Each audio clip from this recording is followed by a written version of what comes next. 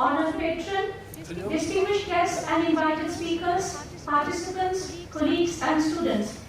Good morning and a warm welcome to the 4th International Conference on Computer, Communication, Control and Information Technology, C3IT 2024, organized by Academy of Technology and technically co-sponsored by the IEEE Kolkata section, the Computer Society IEEE Kolkata section chapter, the Institution of Electronics and Telecommunication Engineers, and the Computer Society of India. We are delighted to have such a distinguished gathering of academicians, researchers, and industry leaders with us, and we look forward to 2 inspiring days ahead. Today, artificial intelligence and machine learning are transforming various sectors: industry, healthcare, and education, fostering collaboration across engineering disciplines. Against this backdrop, C3IT 2024 showcases leading researchers who will share their insights on topics such as AI and ML, cybersecurity, intelligent communication, IoT, smart grids, and robotics. I'm Dr. Vaishali Bhattacharya, an associate professor at Academy of Technology and a member of the steering committee of C3IT 2024. It is my honor to guide you through the first segment of this conference. Tamasoma Jyotirgamaya, lead us from darkness to light. This beautiful invocation reminds us that the journey towards enlightenment begins within. Only by confronting the darkness within can we ultimately find our place in the sun. With this spirit, let us begin our day with a vibrant prayer for enlightenment and enthusiasm in our hearts.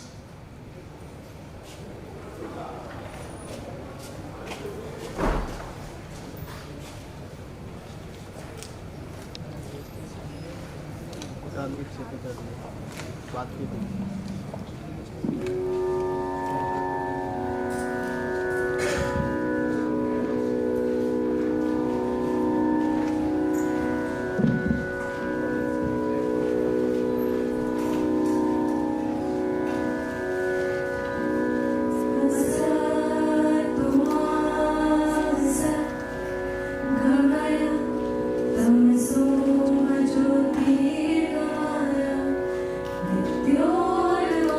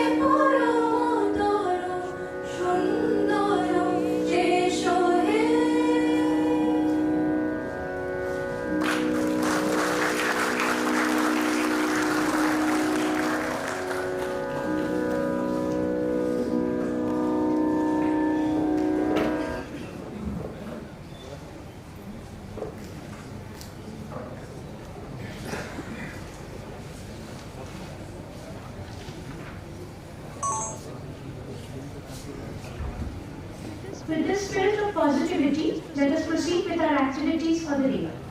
We are honored to have with us today eminent persons who have left their distinctive marks in their respective fields, be it academics, research, industry, or administration. It gives me great pleasure to invite some of these dignitaries to the dais. First, may I request Professor Dilip Kumar Maiti, Principal of Academy of Technology and the Technical Program Co-Chair of C3IT 2024 to come up on the dais.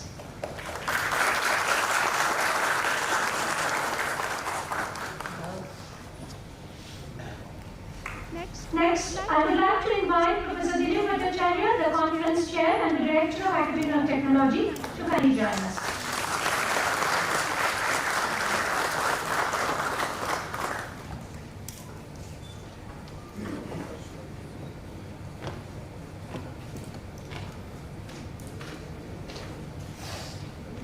Now, may I invite Professor Arun Kumar Majumdar, Co-Chair of C3IT 2024, and the esteemed mentor as well as a member of the Board of Governors at Academy of Technology to please take the stage.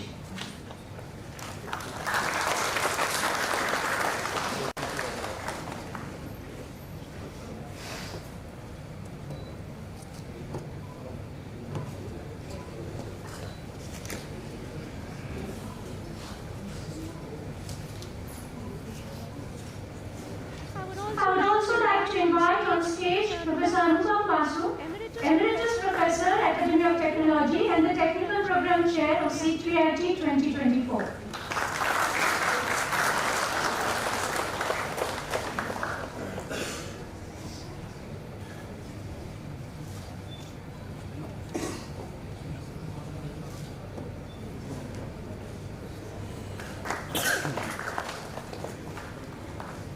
Now may I request our esteemed chief guest, Dr. Sudhir Mehta, founder and managing director of Nextwell Entrepreneurs Private Limited, to kindly join us on the stage.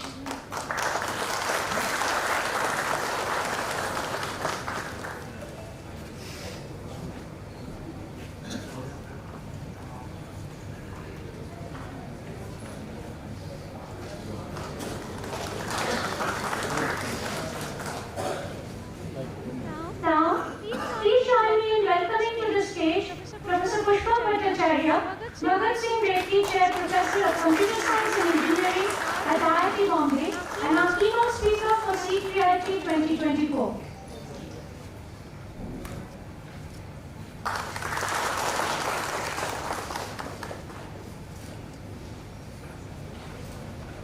Next, may I request Mr. Shambhuta Dev, Strategic Advisor and former Executive Vice President at Wipro, and a member of the Board of Governors at Academy of Technology, to please come up on the stage.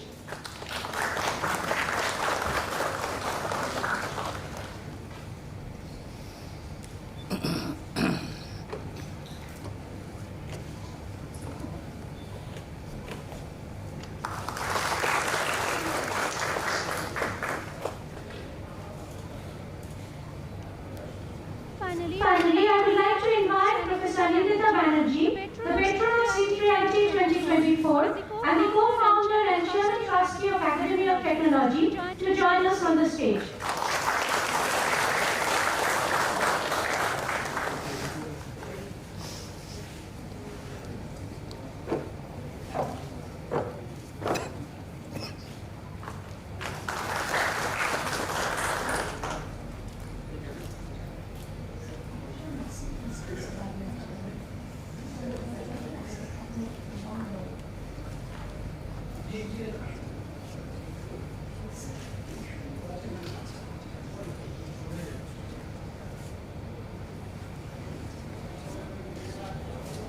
Now, our student volunteers will present bouquets to the luminaries on the dais as a mark of our respect. Dr. Sridhar Mehta.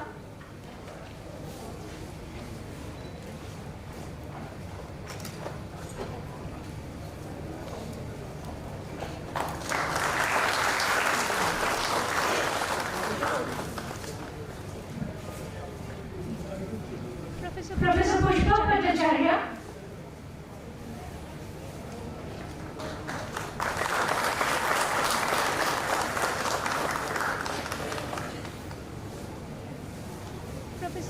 Dilip Bhattacharya.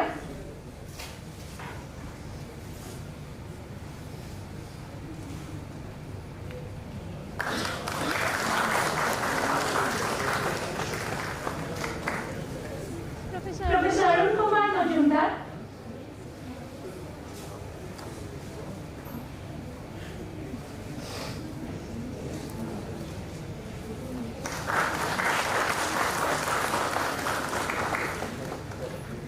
Professor Anupam Vasu.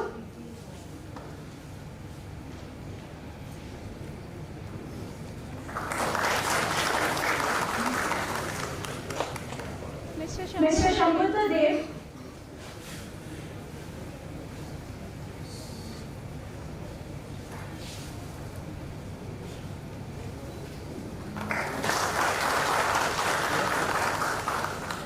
Professor Anindita Banerjee.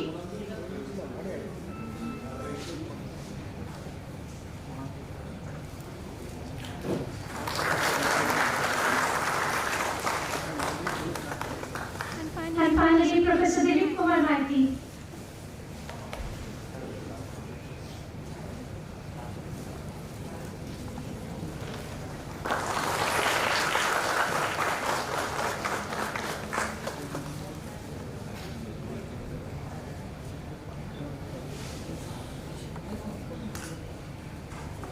Deepan Jyoti Samutpanna Jnana Sampatti Pradayini.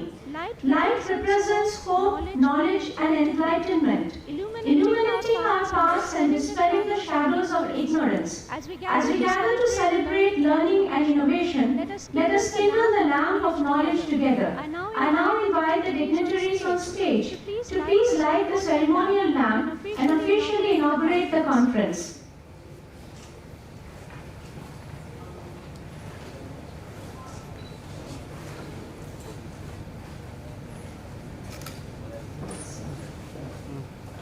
I request our chief guest and our keynote speakers to please come up.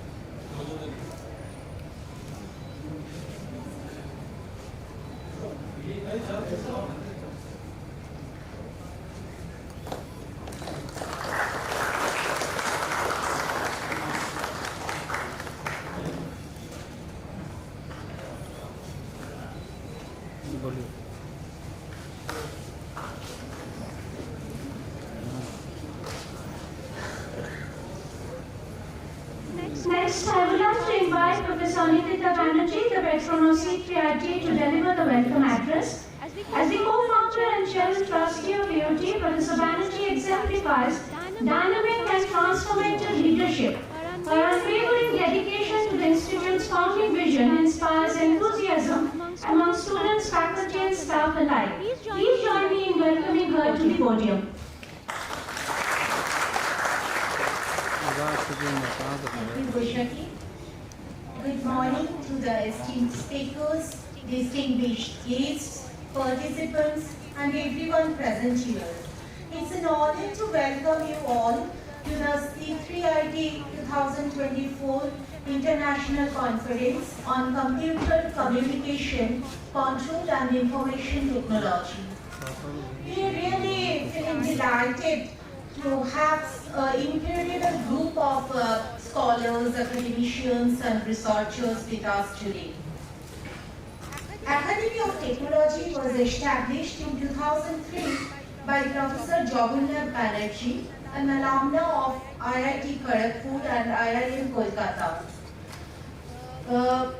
With a dream to make the quality education accessible to the underserved regions of West Bengal, he established AOT and focused to create an environment that supports the growth and the development of every student, irrespective of their background or prior ranking.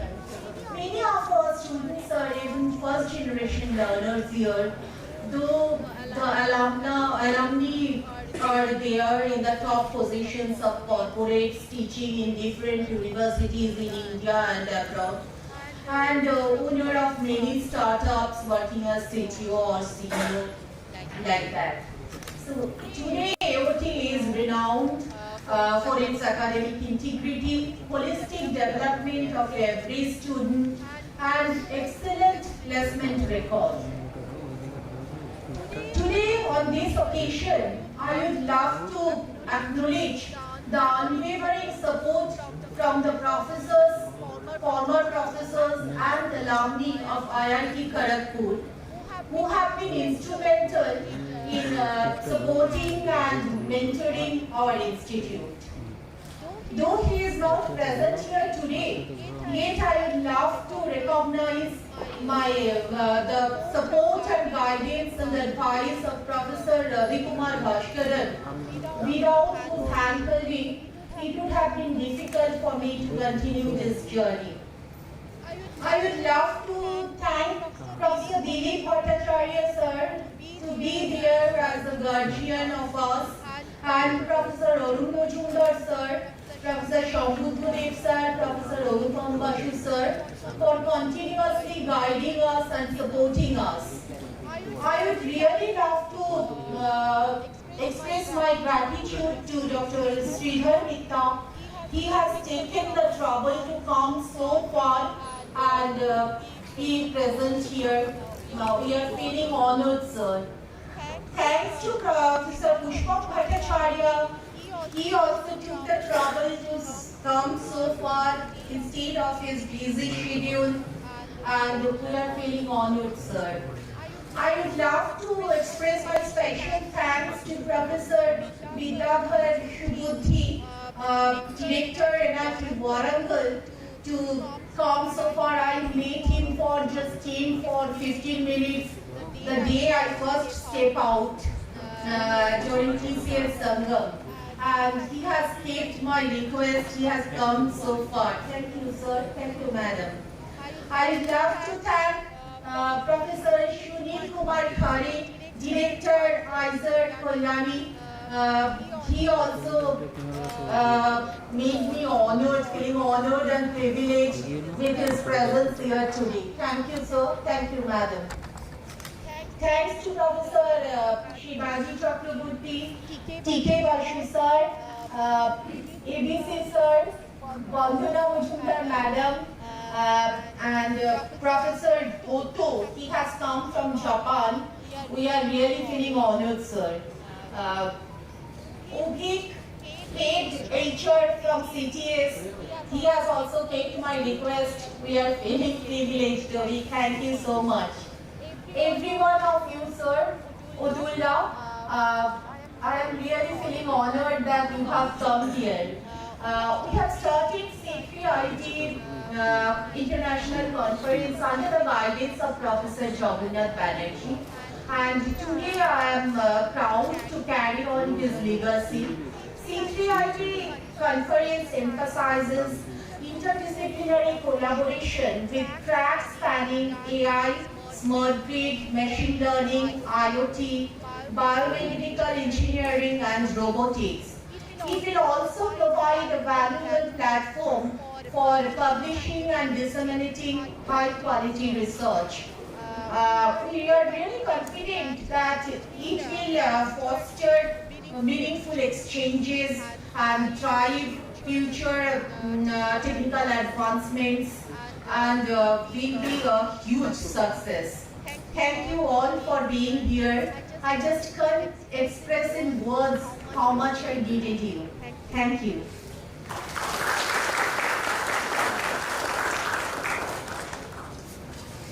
Thank you, ma'am, for those warm words.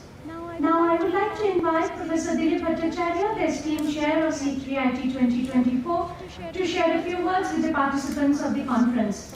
A former professor of electronics and electrical communication engineering at IIT Kharagpur, Professor Bhattacharya is presently the director of AIT.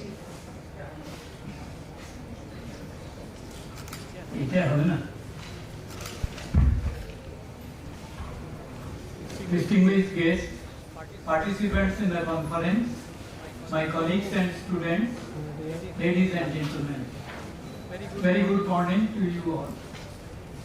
As Director of Academy of Technology and Conference Chair, it gives me great pleasure and honor to extend to you a very warm welcome in the campus. We have with us today Dr. Sridhar Mitta, Founder and Managing Director, X-Wealth Entrepreneurs Private Limited, as Chief Guest of the conference. Professor Pushpa Bhattacharya, Professor of Computer Science and Engineering, IIT Bombay, as keynote speaker. And invited speakers, Professor T. Goto, Toyo University, Japan, Professor Nikhil Ranjan Das, Professor, Radio Physics and Electronics, University of Calcutta.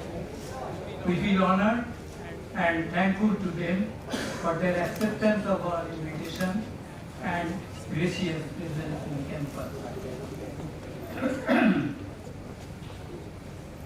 Professor Suparna Katyoduri, Professor of Electrical Engineering Department, Jalukpur University, and Chairperson of IEEE Kolkata section, was supposed to be here, but probably she is stuck in the Delhi road, so she couldn't make it convenient to come here. Professor S.C. Datta, a renowned academician, he is the chairman of our International Advisory Committee, but he has expressed his inability to be present in the conference, but his blessings are with us. I am also thankful to all members of the International Advisory Committee for agreeing to be member of the committee and helping us with their valuable advices and brilliant suggestions and in planning and organizing the conference. We are privileged to have invited speakers from premier academic institutes in the country and from universities abroad. They will deliver their lectures in virtual mode. I strongly hope that the distinguished guests who are present here today will offer generous support and encouragement for the success of the event. I am most grateful for their participation. Attendees will have the opportunity to learn from leading experts from industry and academics. The conference's diverse range of presentations will provide valuable insights into the latest breakthroughs and technology development. I wish the conference be vibrant with effective presentations, fruitful discussions, and meaningful interactions. There lies the success of the conference. Thank you very much.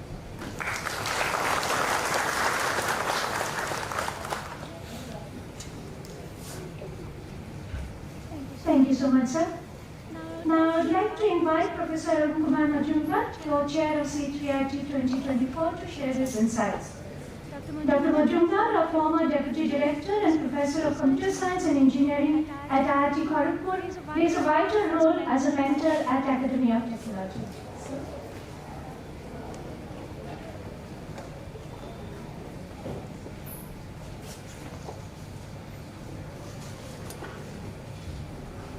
Good morning, Dr. Sridhar Mitta, Professor Bhattacharya, Dilip Bhattacharya, and also Professor Pushpa Bhattacharya, and Dr. Anupam Basu, also to Indita Banerjee, distinguished guests here, and to faculty and the students of AOT who are present here today. Some, of course, we could not come, like we had heard that Professor Suhas Datta Rai, who was in fact given us lot of support and suggestions that begin with when we started planning this conference. And because of his health problem, he could not come. Similarly, we got the support from IEEE Kolkata section and also the Computer Society and other Institute of Engineers for while organizing this conference. Now, to tell you about this conference, as my predecessors have spoken, but before that, let me tell you that this conference was actually envisaged when Dr. Jagannath Banerjee, who was the founding director of this institute, was alive, and he happened to be our student at IIT Kharagpur also. And I'm very happy that today we can see the conference is actually taking place, and his wife Anindita has taken the responsibility of providing the support to the conference as well as the AIT, UK environment here. Now, our target was to organize a conference which actually, if you look at it, spans quite a big disciplines. Each one of them will require, can support a conference, internationally and nationally. So when we were planning with Professor Bhattacharya and others, with Professor Datta Rai, initially we wanted to keep the as wide as possible so that the faculty of this institute as well as adjoining areas can participate and contribute. And then slowly we said that let's go ahead with this, make it international as well. Now if you look at the entire, all these disciplines like electronic communication, which probably started with Maxwell himself and last century. And then over the years, if you look at the electronics as such, it's more than almost now 100 years, almost, not fully. And that again, that discipline has gone up tremendously with VLSI and now ultra high catch chips, which are the numbers, several millions of transistors on the same chip today. So, if you want to focus on any one of this could have been done.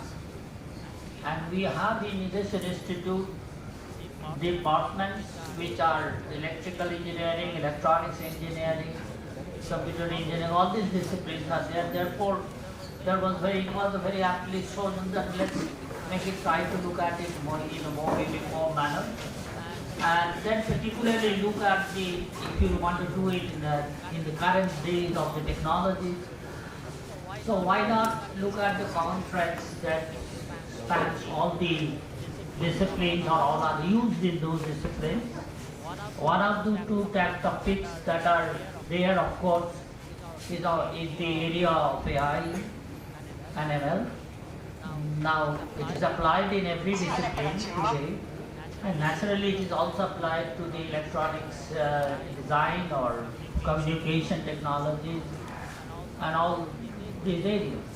So it can actually, it's also applicable to electrical engineering, where you look at the power scheduling or all the decisions used using AI.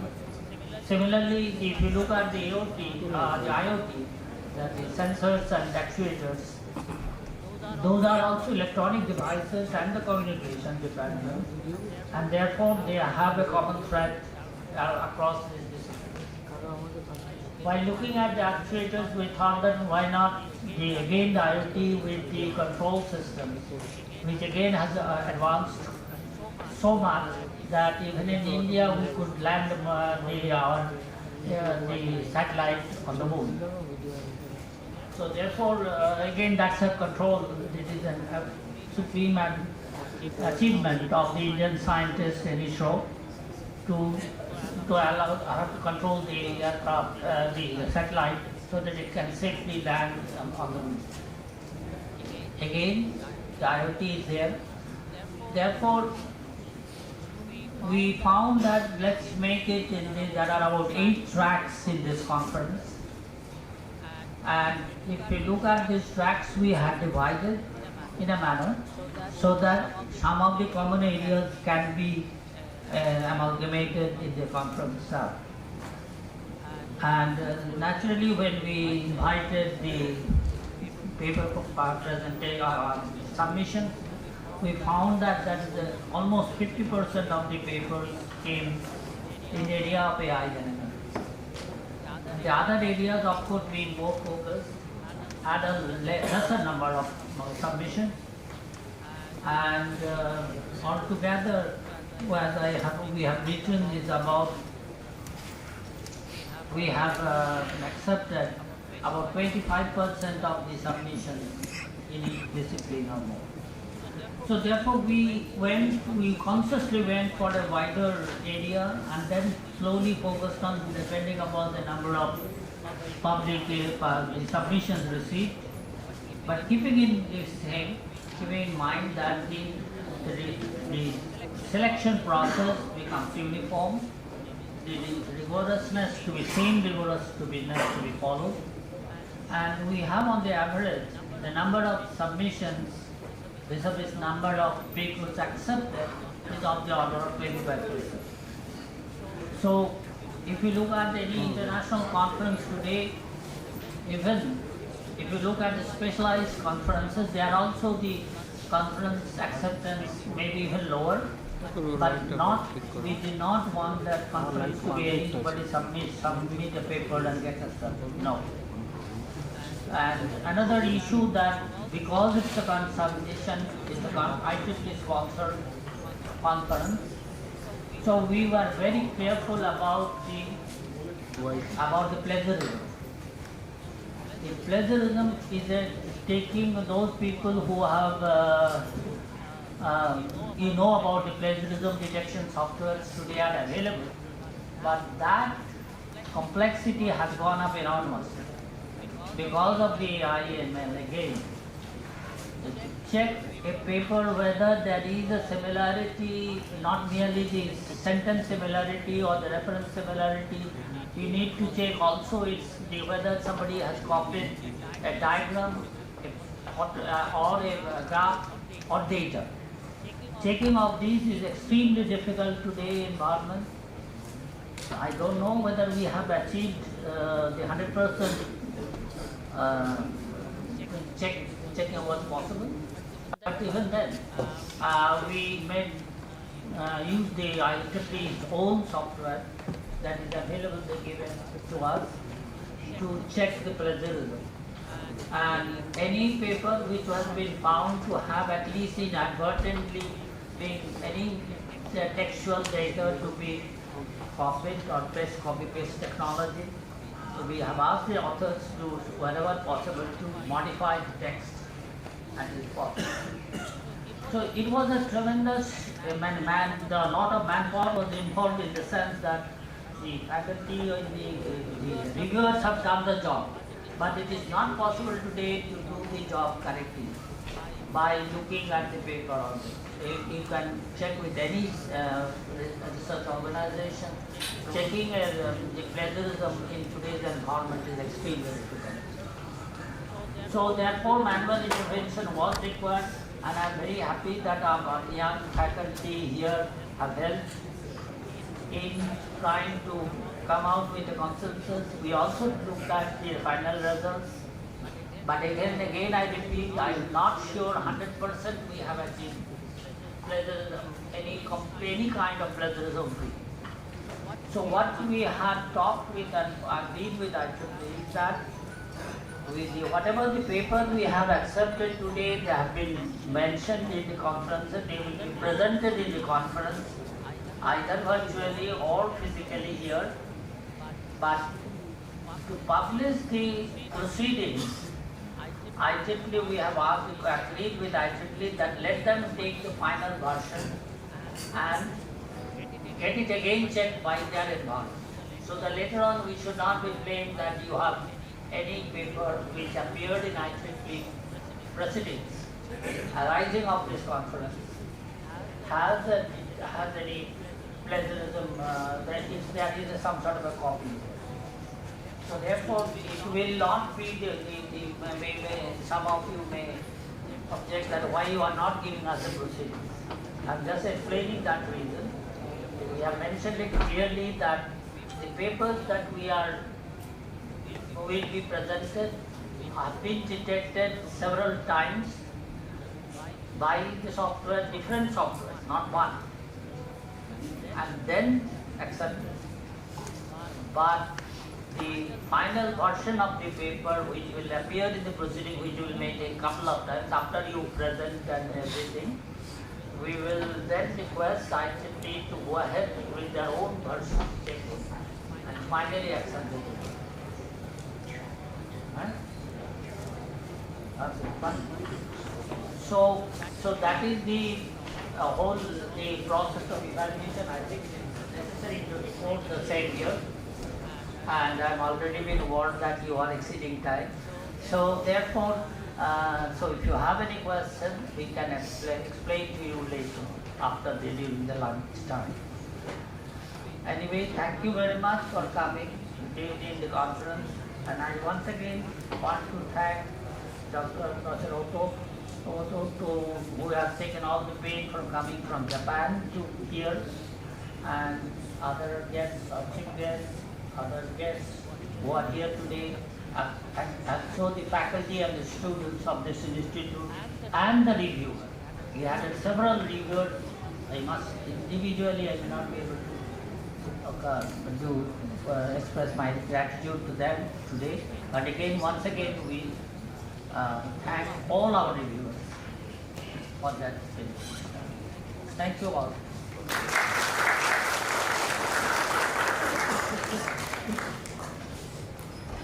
Thank you so much, sir. Now we would like to present our chief guest and keynote speaker with small tokens of our respect and gratitude. In order to begin with that, allow me to introduce our chief guest to you first. Our chief guest, Dr. Sridhar Mitta's career reflects an extraordinary journey, from pioneering contributions to cutting-edge R&D to assuming key business leadership roles, becoming a successful entrepreneur, and creating lasting social impact.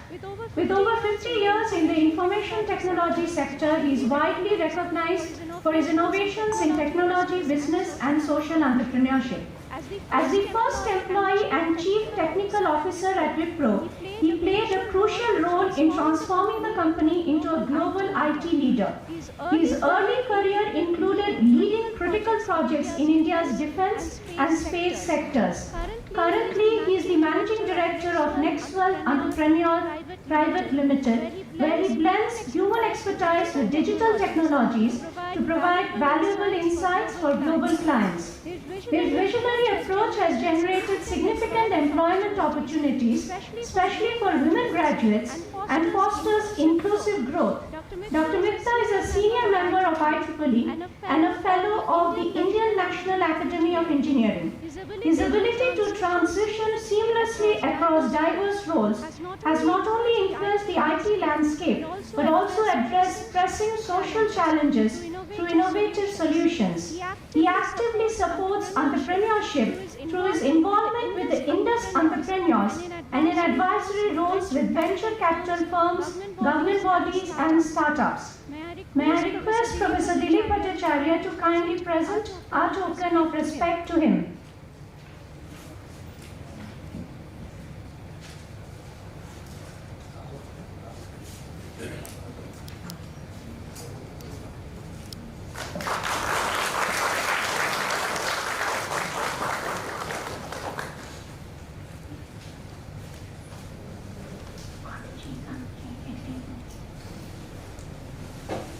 Next, we will present a token of our respect to Professor Pushpa Bhattacharya.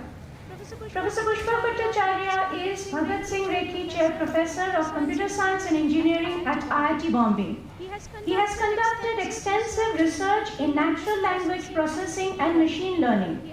He has published more than 450 research papers, has authored or co-authored 8 books, including a textbook on machine translation and one on NLP, and has guided close to 400 students in their PhD, master's and undergraduate theses.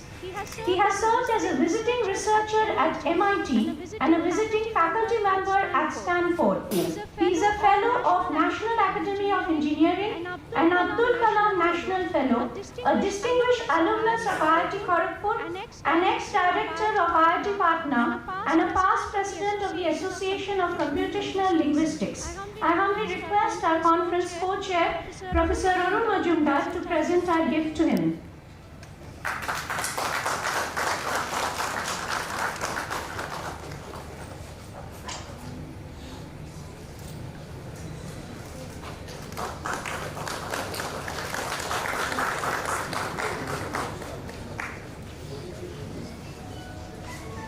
May I now humbly request all the dignitaries on stage to kindly take their seats among the audience as we prepare for the next segment of the program.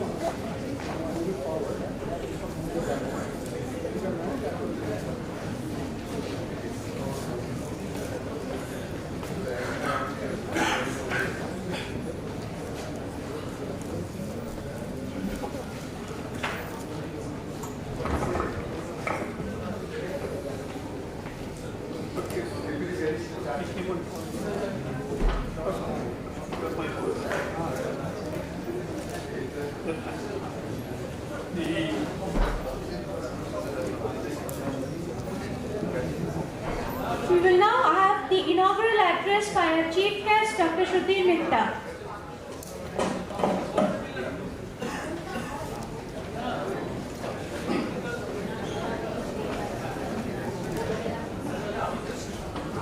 Good morning.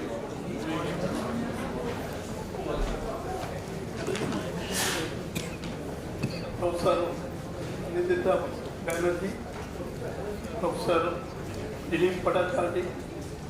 organizing committee,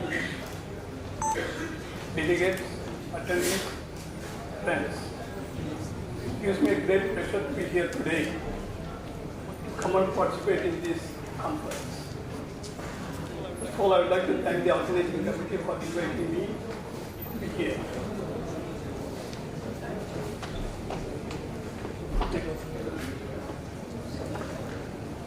Today, globally, if you look around, we are at a inflection point. We are looking at wars in Ukraine, Middle East. We have natural calamities like floods, forest fires. Then we have regime changes in the neighboring countries, and this list goes on. But from the context of this conference, the audience, I picked up two issues which are of importance to everyone globally. One is to do with artificial intelligence, AI, or generative AI. The rapid rise of this AI is having big impact on all facets of life, and we have to look at what its implications are and influence are. The second development is growing unemployment. So most of the graduates who are graduating today from small towns are not able to find jobs. But this may not be the case with AOT, because I was asking the professor. He said we have more than 100% placements. So you are some of the fortunate people here. But this is not true nationally. Even people who are already employed are finding it obsolete soon, and they are staring at the possibility of they may lose their jobs. So this brings a kind of a dilemma or kind of a paradox. So one side we have country, India is growing economically. We are the fifth largest economy, trying to become third largest economy soon. We are growing, or we are the fastest growing economy of any large economy at 8% growth. Recently, we are kind of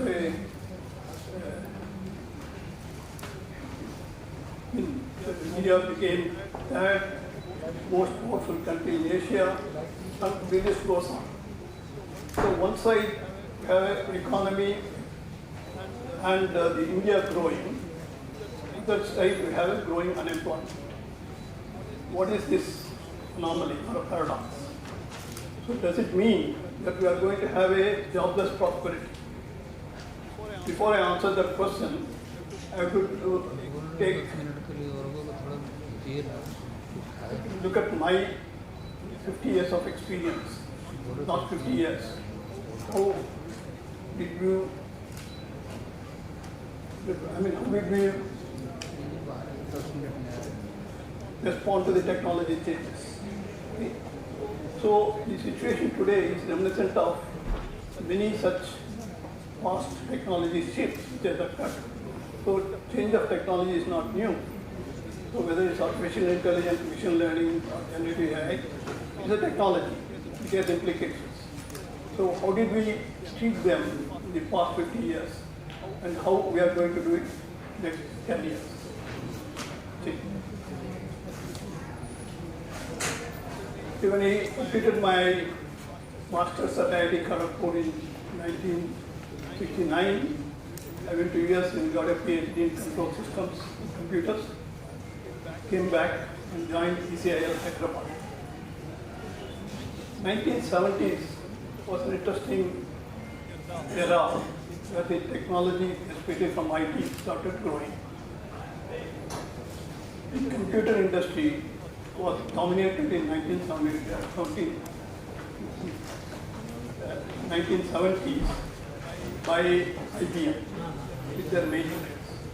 They were large machines, very expensive, used by many governments and organizations, and the dominance of IBM was evident because there was no number two.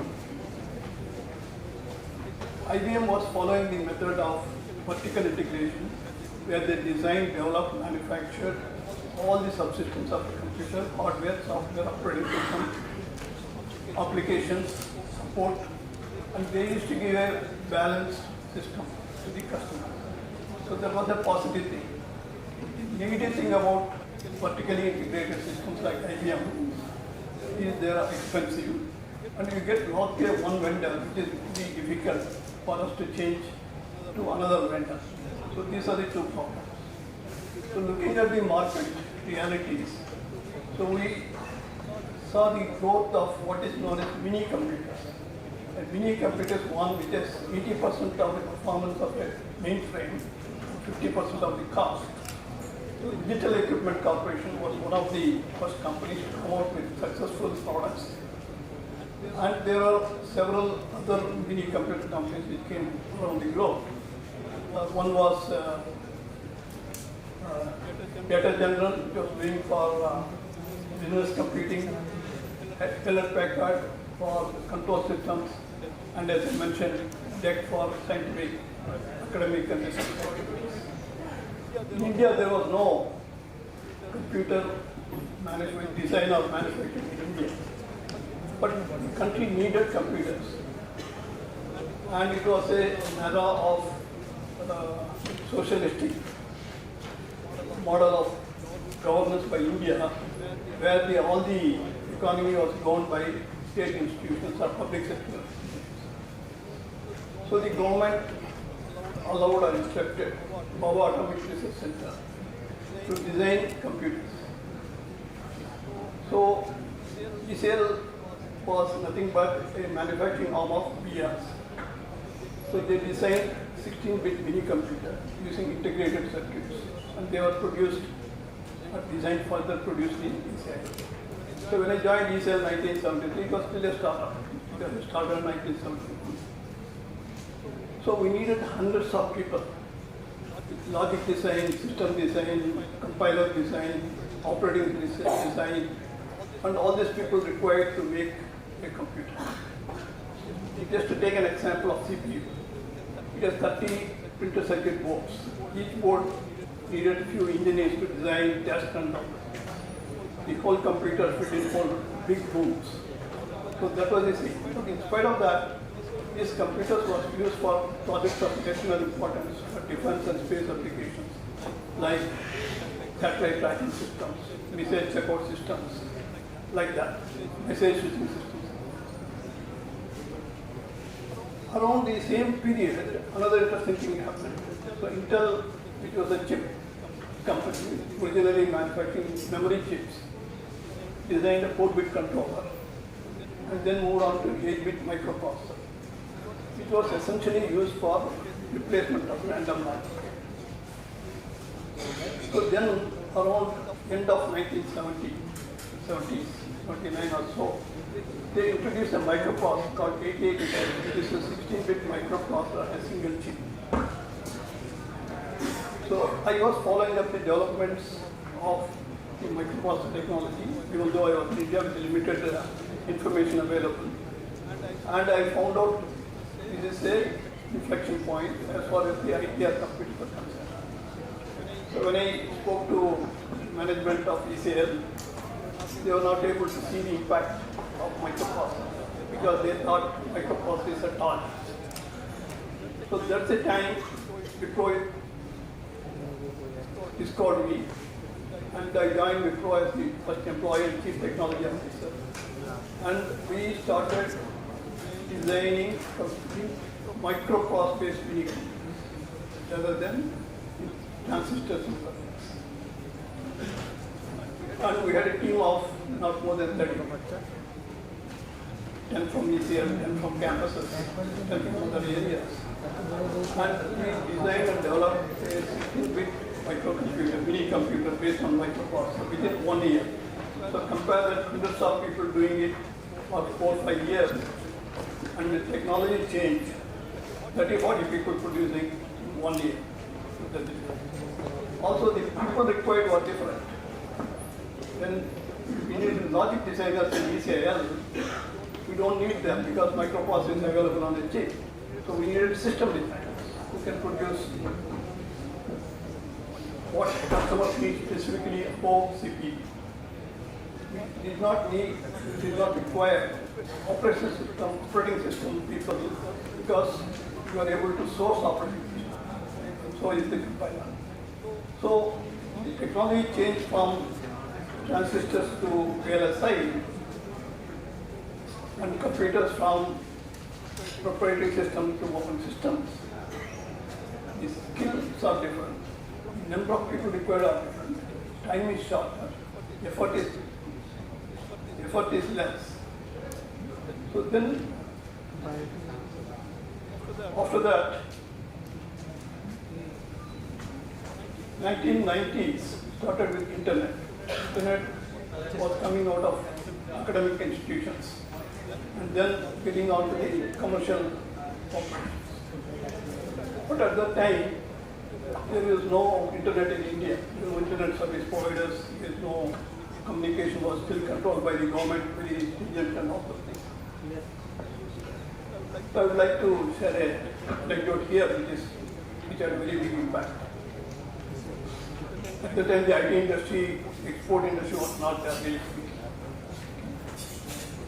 So I thought it is necessary for R&D to have access to internet and then see how it works and what can be done, what cannot be done, and all those things. The only way to get an internet at that time was to have a dedicated house circuit from Bangalore to New York. Costed around $100,000, which is a lot of money. And subscribe to the internet service provider in New York. So I was fortunate to have this facility and explore what are all the possibilities. So one day I received a mail from one John D. Gray from San Diego, California, in US. He said that he got my email ID from one of the publications and he read in a newspaper saying that India has a lot of programmers who are less expensive. He requested in that mail, can you give me all the email IDs of Indian programmers? I was curious and I asked John, what do you need? He told me that he is a software developer for education sector. He is developing software using multimedia. Because Microsoft introduced Windows 3 at the time with multimedia features. And he wanted programmers, which he is not able to get in San Diego. Even if he get, they are expensive. So he wanted to use Indian software developers to develop a product using internet. So the keyword is using internet. I was a little puzzled and said that yes, in India we have programmers, but all of them don't have PCs. All of them don't have access to the internet. Not because of the regulatory issues, not because of technology issues. But in Wipro R&D we have access to all of them. Your idea of developing a product remotely is interesting. So give me the specifications of the product and we will develop it and see how it works. So then I called one young engineer from the R&D team and said, you do this project on one condition. Use only internet, nothing else. No telephone, no physical contact, using internet. If you can't do it, abandon it. And I started observing what are all these things happening. So in 3 months, both of them, John and this engineer, agreed the project is complete. So which means that we can design products remotely using internet. And then he came back, John came back and said, I sold this package, so many copies, including one in Paris, France. So I need to send you a small check to you, which address should I send? So this was a great moment. Because look at the whole thing. Somebody in San Diego, California, US has an idea. Somebody in Bangalore, India is giving shape to the idea, making a product. And somebody in Paris, France is buying it. And nobody knows it. Government doesn't know. The authorities don't know. Businesses doesn't know. is happening already. So that means we have reached a stage where distance equal to 0. And there is no issues of constraints of customs because there is no physical movement of products. There is no issue of immigration, nobody is migrating. There is no issue of currency control, there is no issue of technology. So then I realized the world has already changed. Using this concept of remote development of products from India to global companies, we transitioned Wipro R&D, which was a cost center, looking after product development for this, to global R&D, which is developing products for global companies from India.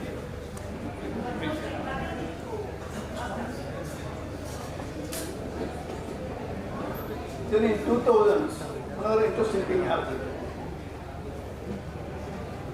So these large companies in US had teams of people who are providing business process outsourcing services, like customer support, customer thing. So they thought that if these people are developing products from India, why can't we do the PPO from India?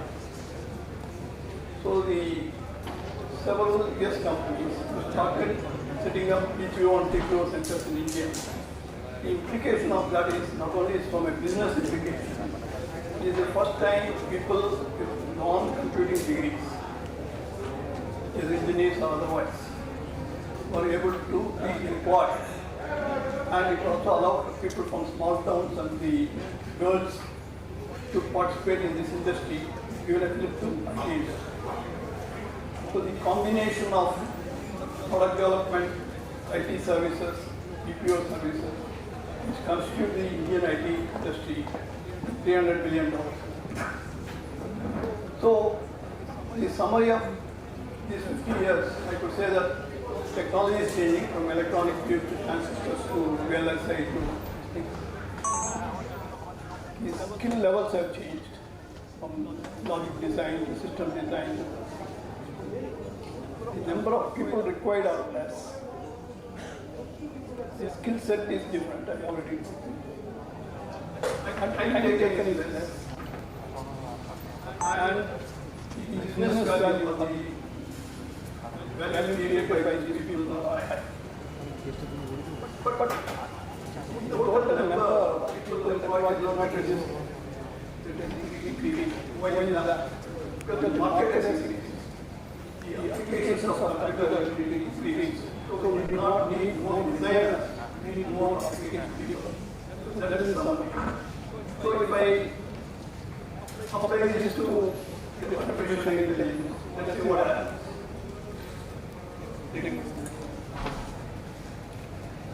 The artificial intelligence is not new. You never do a PhD, you have a course, but the problem here at the time is not have the required computing capability, storage capability, and communication.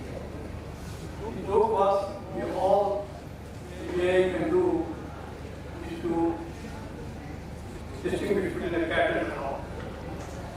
So the hype was there, but it was used until the cloud computing came, a lot of computing over the test cost. Because memory cost communication happened. So all these things, artificial intelligence, algorithms, and all those things started making. But people were afraid to use AI because of the earlier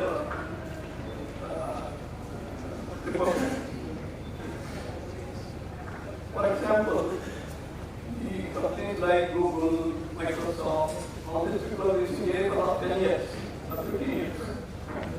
When you go on search on Google, there is an AI behind. When you go and look at a map of Google Maps, there is AI behind. You don't realize.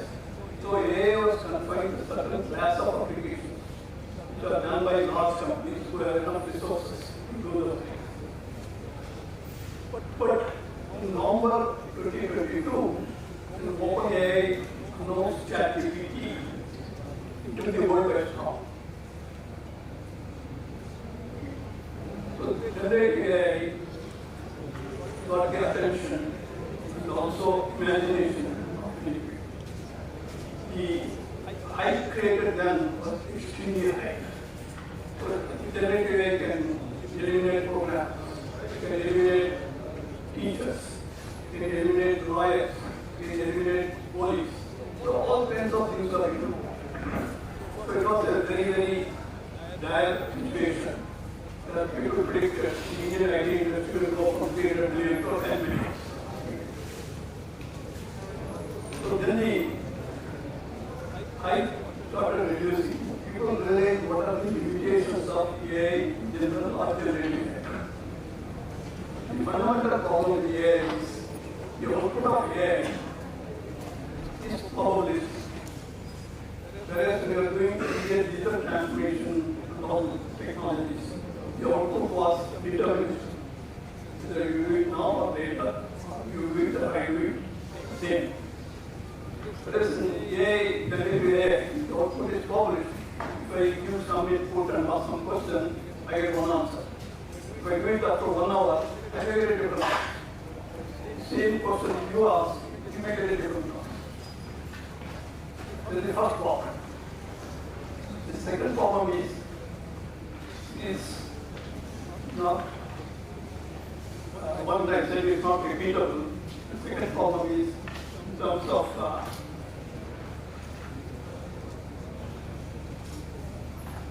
explainer. So when you are doing certain applications, you know how this output has come. Or you will explain why when I give input, how output comes. The designer has no control. The designer has created a algorithm. He gives input, output comes. And it is different at different times, different people. And we can't explain. So this has posed a large problem for its usage in very, many segments. For example, recently, Washington Post carried an article in which they asked Alexa, is the Amazon voice product. Who is a better person compared to Kamala Harris and Donald Trump for me to vote? So the reply came saying that no, we don't interfere in politics. So sorry. The same person asked another person, what do you think of Kamala Harris? So then the whole thing came, Kamala Harris is a colored person, this one, she did do that, she did do that, and all those things. So it became a big issue. So the Election Commission of US faced an issue with Amazon. So they started trying to understand why one person says, I don't know, second person says he's doing something else. So these are some of the limitations of. Besides this, there are other problems too. One is the models, large language models, are based on the information available on the net.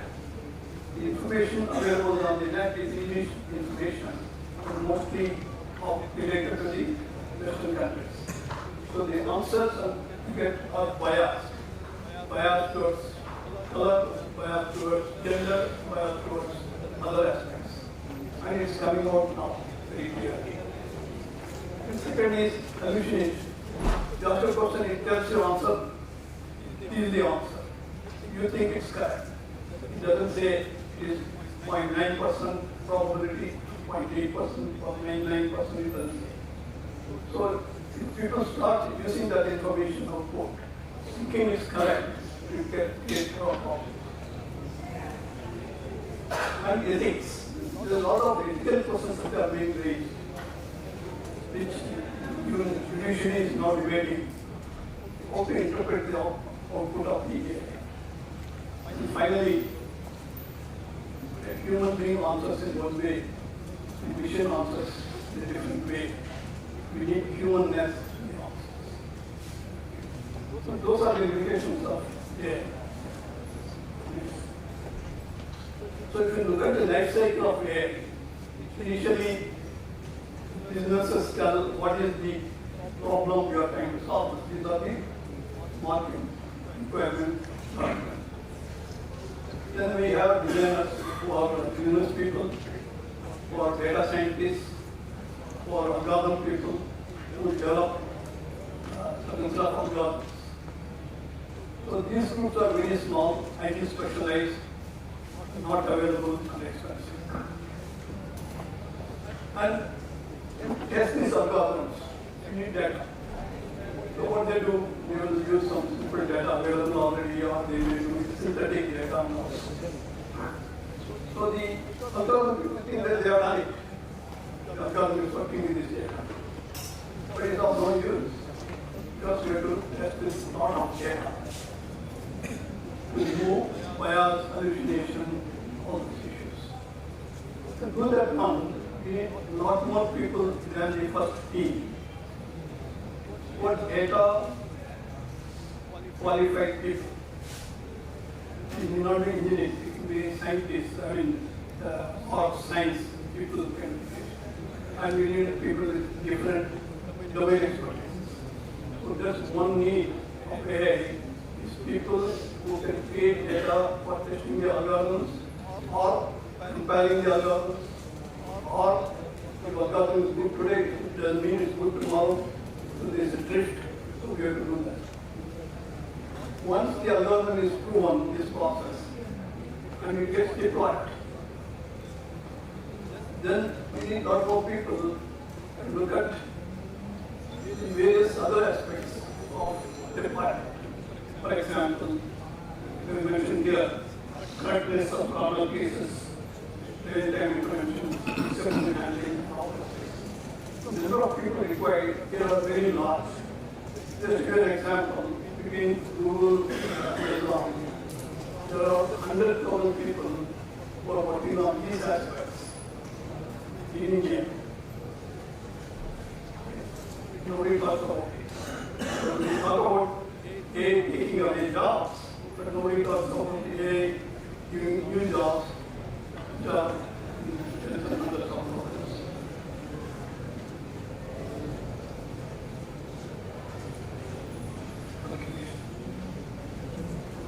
the impact of generative AI in jobs, again, four different groups of areas that people are required.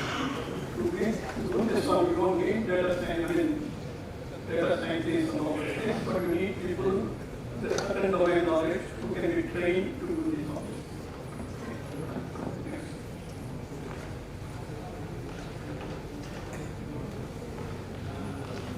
So, before I talk about an example of how the data is creating jobs, that is one jobs. So let me again repeat. AI is a new technology. It is having impact on all facets of life. It is going to change everything the way we do today to the future tomorrow. So we need highly specialized talent like that. We need a lot more talent, the different set of skills than what we have now to really apply AI to many real applications. And the companies and individuals who take cognizance of these kind of technology change, will try. Otherwise, whatever has happened to digital equipment corporation or ACIL or other companies which were too slow to respond, will disappear. So now let me talk about next one.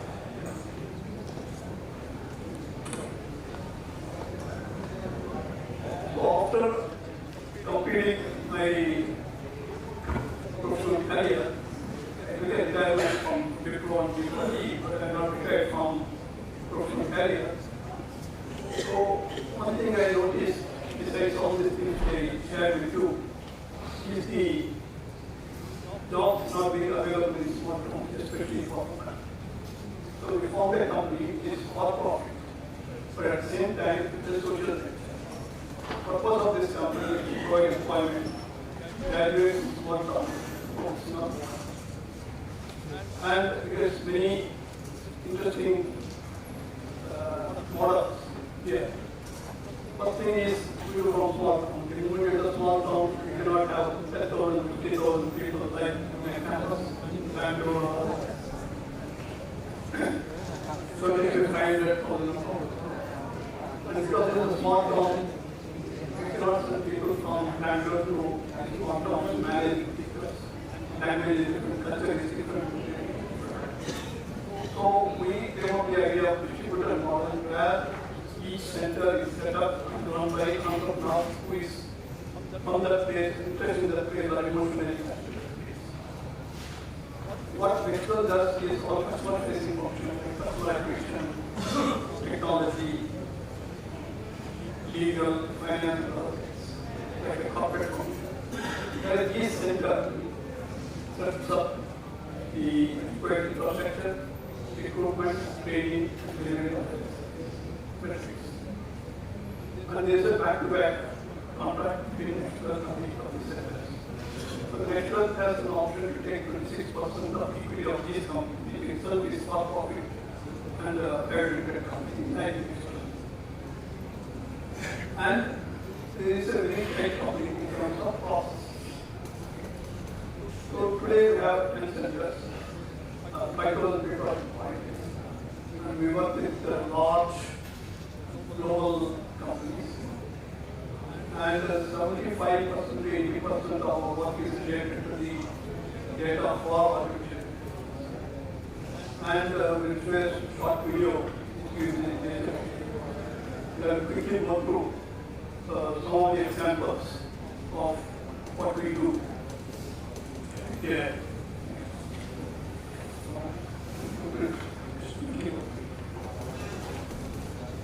So this is an example of a retail company, large global company, and they have a global capabilities in India. So they are people who develop algorithms and testing. But what Nature does is to take the data and test these algorithms so that it can be deployed. For example, the company want to do a pricing. So if you want to do a pricing, you should know what is the price of competition for. So it is necessary for us to go get competitive products, compare them, price and other things. So then we complete the same based on that. For search server, you won't search for a product.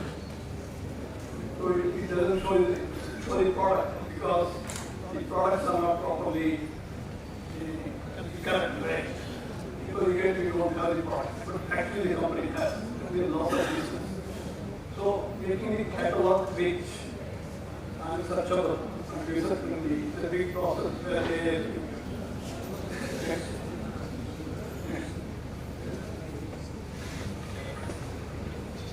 another retail company where we are using voice as a method of doing commerce. Today, if you go to any Flipkart or the thing we give, the thing what product you know. So doing that, people can ask their own language. So I need to have a sweatshirt. So what sweatshirt? So it's of my size. What is your size? Take a photograph. So they say voice conversation happens. So the output does not come from stored information like in the previous cases. It creates information, but then goes on to swap information. So using voice as a method of doing commerce is the intake now. And for that, we not only need AI, but we also need a lot of data to keep the record. So what our associates are doing is to first ask the question, then give the answer. Like that, you create questions and answers. And depending on what the algorithm is, you keep changing the questions and answers. So it takes time and iterations to do that.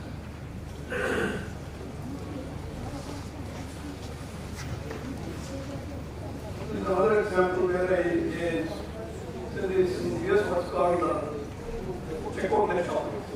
You walk into a shop, pick up what you want, get out. So invoice is automatically generated, and what products you are taking is noted, all those things. There's a lot of technology. Amazon started a few years back on Amazon Go store that this can happen. But another startup company, started by IBM, developed this technology and then licensing it in many stores. So it involves IoT, it involves video checking, it involves AI algorithms, it involves commerce, all those things. All these things have to run in real time. So you not only participate in algorithm, you don't write algorithm checking and all those things, also support. We provide some support from one of our centers to 100 centers which are all over the world.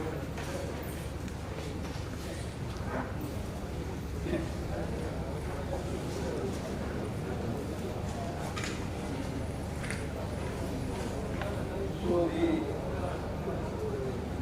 the identity is something similar to other, but it's quite important. In the US, if you want to get a mortgage loan from bank, you have to file an application online. When you are doing this, you will also attach driving license, passport, your previous history and all. As you entering this data goes to a server in Europe of this company or customer. And it validates the information given by you, whether it's delaying or not delaying. So 70% or 60% of cases it knows the you say immediately go ahead. And remaining cases come to us or center. And based on certain process, we have to manually check whether it's delaying or not delaying. And this has to be done within 1 minute because the customer is waiting us real time. So it is an issue of the human being and the human in the room working together.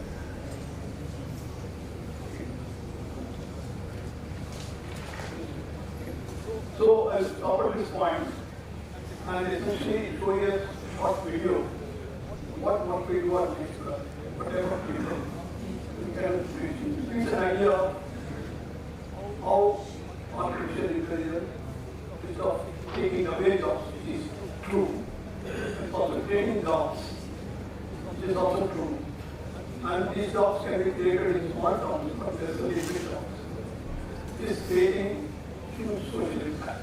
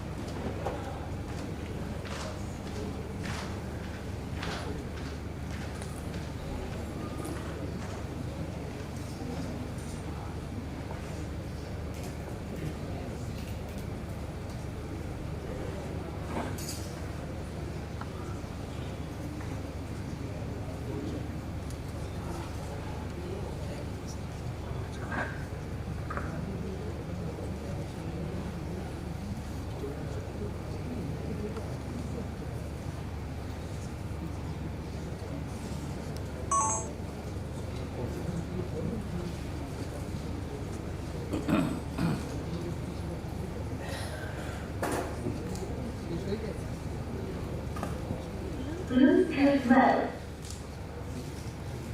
Here.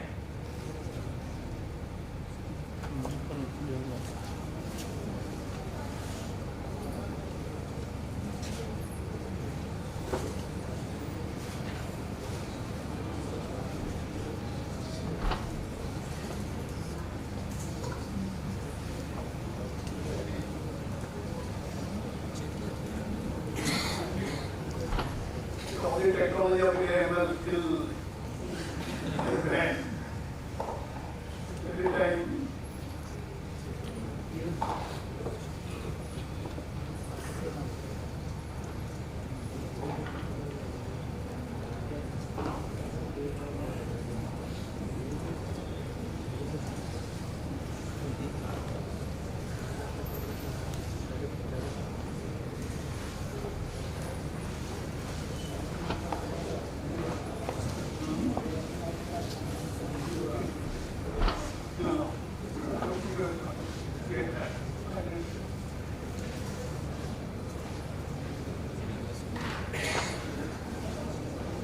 video is getting ready, any questions you may ask, you may want to ask, free to ask.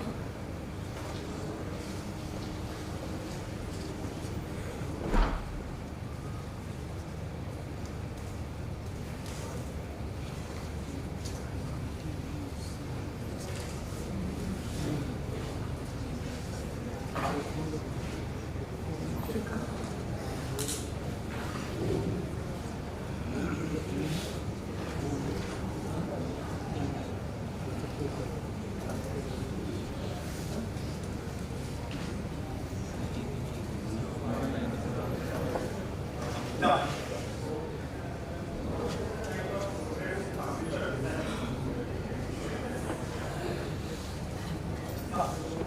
basically, you have seen this driverless cars. Even though driverless cars is a little too much for this like India, there's a lot of other applications. For example, you have to drive in disorder states. You have to drive in a long warehouse that the driverless car to meet that. To do that, we take video of several hours.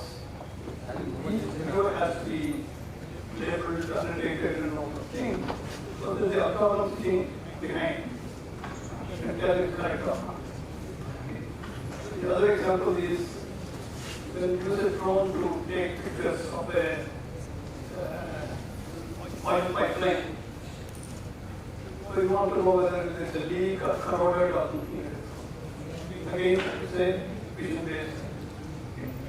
So there are a lot of applications which are coming where the vision and the artificial intelligence combined can solve that one. In the early stages, the other example is whether the driver is driving properly or sleepy. Another application. So we are working on some of those applications.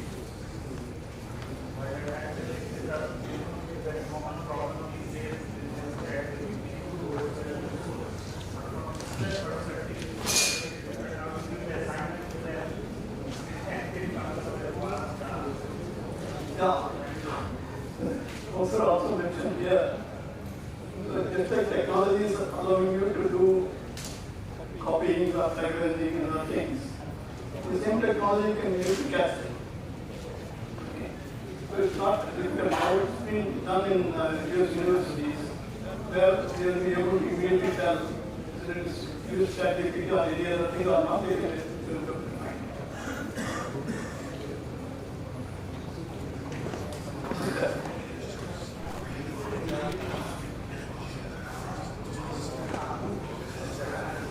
Comes miracles, while AI drives innovation.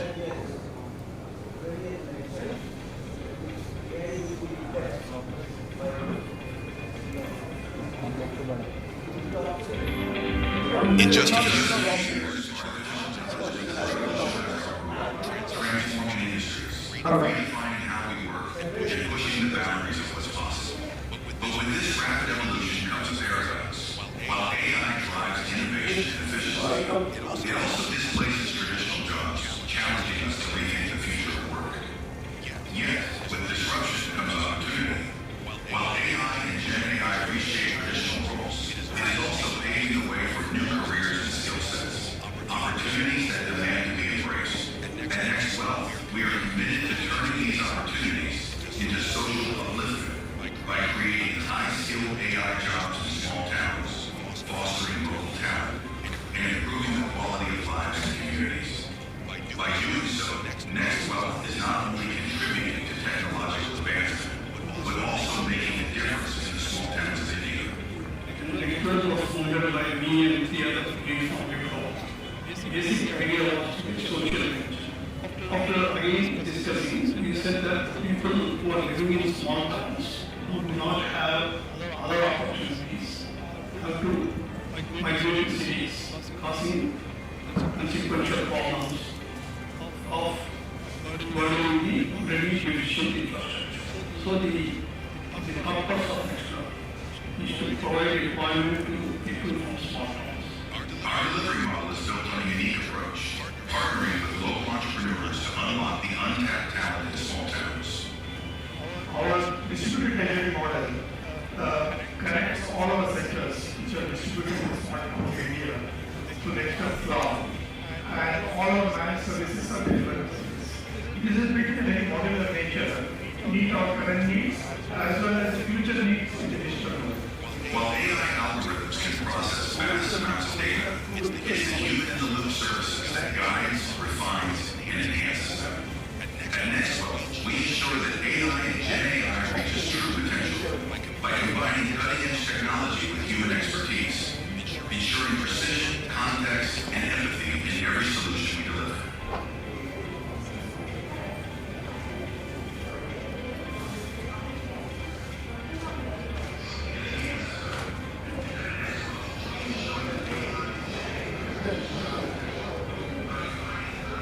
Mine and my family are working in the expert industry for the forest. So it is very helpful in financial level as well. And for me, it is especially to increase my confidence level in the water. Myself, Rajan Kumar. I'm working here as an operations manager, and I'm working in Nextwell for the past 13 years. I started my journey in Nextwell as an open process associate, and later I have since grown to be a role of operations manager. It has been an incredible experience here, and I'm going to be a part of Nextwell, which is bringing a cutting-edge AI jobs to smart jobs here. It is inspiring to see how these AI jobs are created in the smart jobs, and I'm excited about the positive impact that we are making. Nextwell is unlocking human potential in small towns and making a significant social impact. This model of bringing advanced AI and Gen AI projects to local talent, especially women, is contributing to the betterment of the graduates, their families, and communities. We feel that more the percentage of women that we have in our centers, more families will be impacted. So our target is to have about 60% women in our centers. Today we have 57% women in our centers.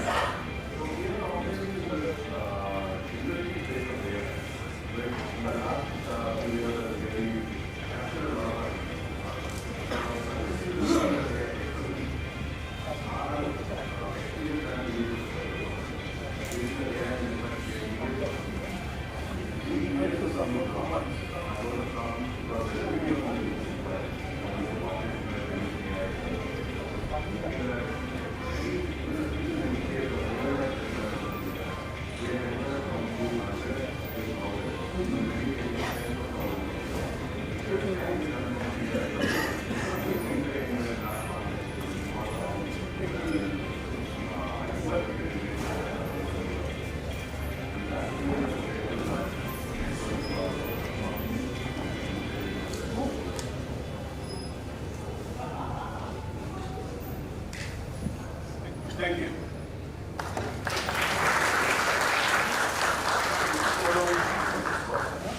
Go down onto this question.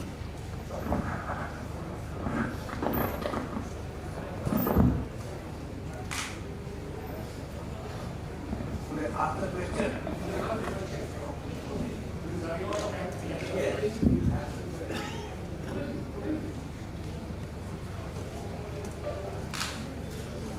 Hello, sir.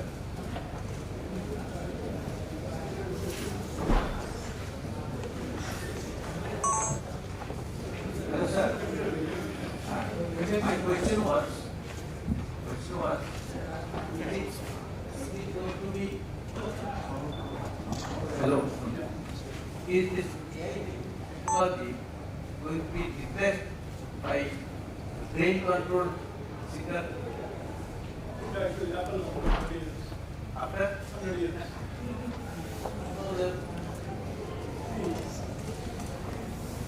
Artificial intelligence started in 1970. Now we are talking 2024. Real applications in the So the technology which is required, what we are saying, there are so many other things which have to happen simultaneously. It doesn't happen because we connect one brain with one computer and this brain is able to control the computer. It's not adequate. And at what cost? Today, you give a OpenAI ChatGPT one person, you get an answer immediately, you speak. But you don't know how much cost is going in this system. It's very, very high. It costs you $200. And it's paying for it. All the capitalists who are investing in Korea is paying for it. Thinking that one day they are going to make money. So, if I go by that thing, it's not 100 years, it will take 80 years. Anyway, technology there. Thank you.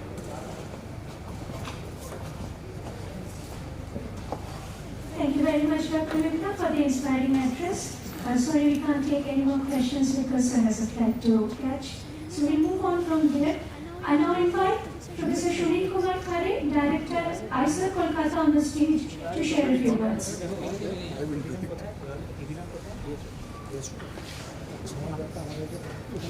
Sure, sir.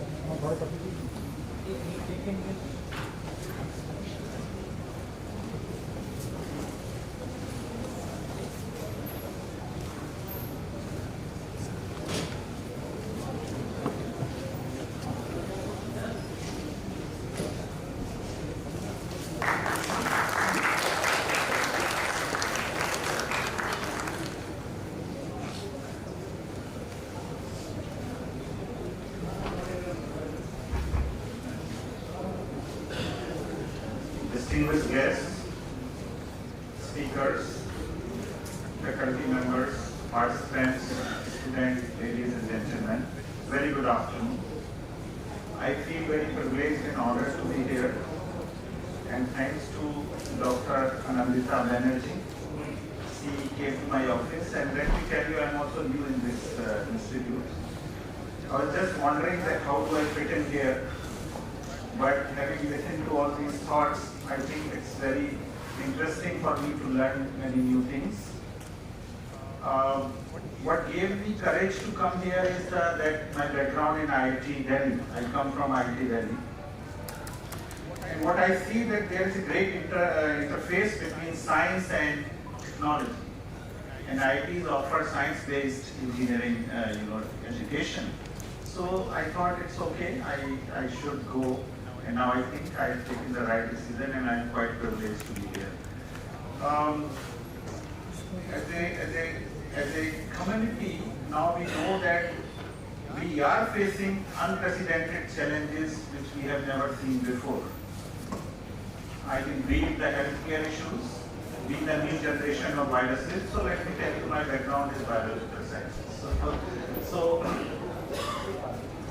Or this is climate changes, or energy insecurity, I will say insecurity. Energy, we need the clean energy, we need sustainable energy, we need sustainable way of life.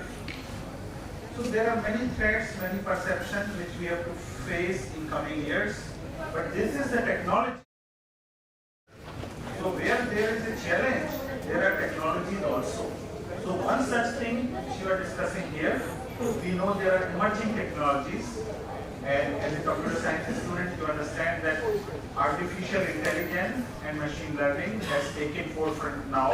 It is affecting every discipline of science and engineering.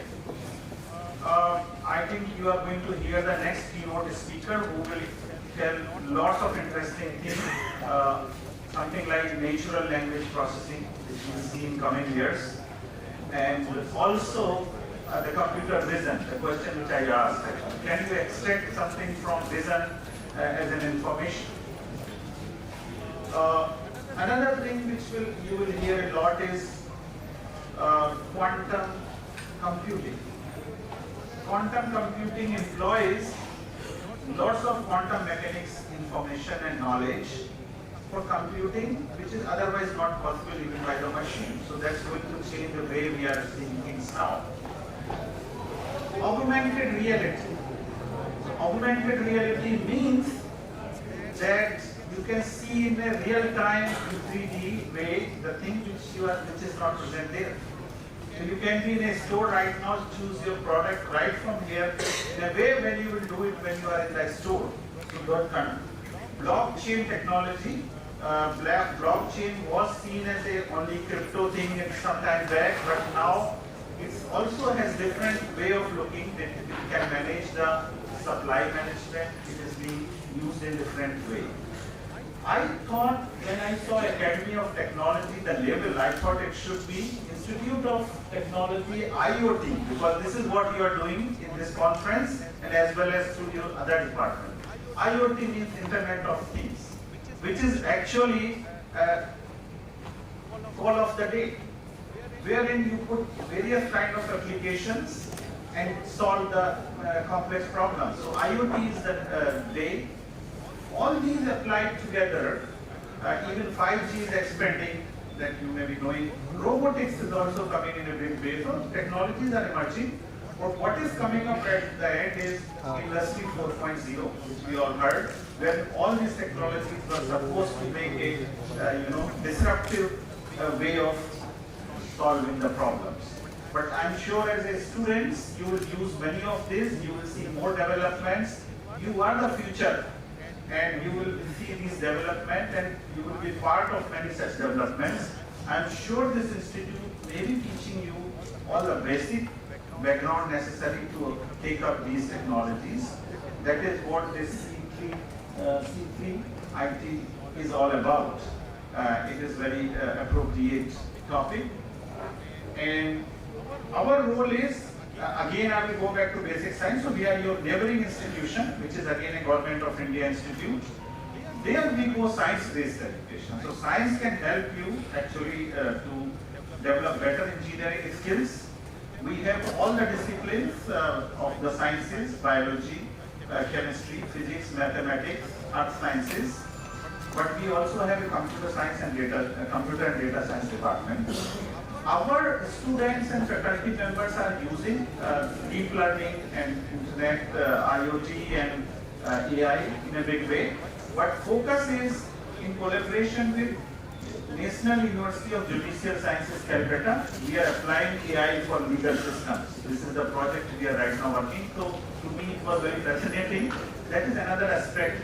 Another with AIMS Kalyani, we are using AI for healthcare systems. So there is what I have interfaced with you. And ours is an institute of 130 faculty members and 3,000 students.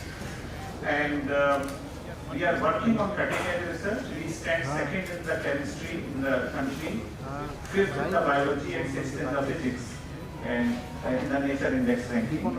So we are poised with our academics. And I will be very happy if we can collaborate. We can give you some kind of collaborations for the students and faculty members. We can work together to work on some of these challenging issues. And I understand that this conference is for 2 days, I think 2 days, this conference, with 3 technical sessions, 8 keynote addresses. Even biomedical is one of the areas I saw. Hopefully, all these 2 days deliberation with great experts, even I see from Japan. I was in Japan, so I know how they work, very precise in everything. So hopefully in these 2 days you will learn a lot, and this will be a very productive conference for you. I wish you all the best. Thank you very much.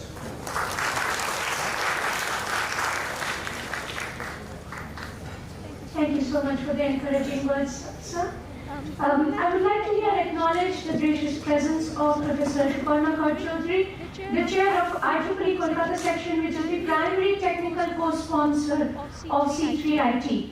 Professor Chaudhary currently serves as a professor in the Electrical Engineering Department of Jadavpur University, focusing her research on the design and analysis of electrical machines. She has been associated with IEEE since her student days and has held several key positions. She served as the treasurer and secretary of the IEEE Kolkata section before becoming its chair. I now humbly invite Professor Chaudhary to please come up on stage and share a few words with us.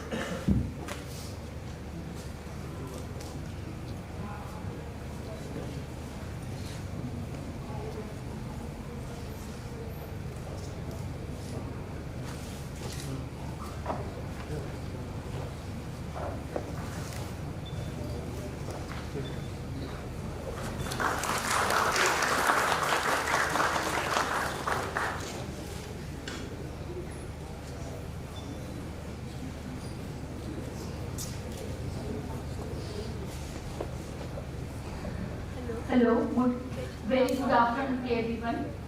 I am here to represent Kolkata, IEEE Kolkata section. Actually, IEEE is the primary sponsor, technical sponsor of this conference. I am very glad to be a part of the inauguration program. Now, IEEE, as I at present I am the chair of IEEE Kolkata section, so I will speak a few words about IEEE.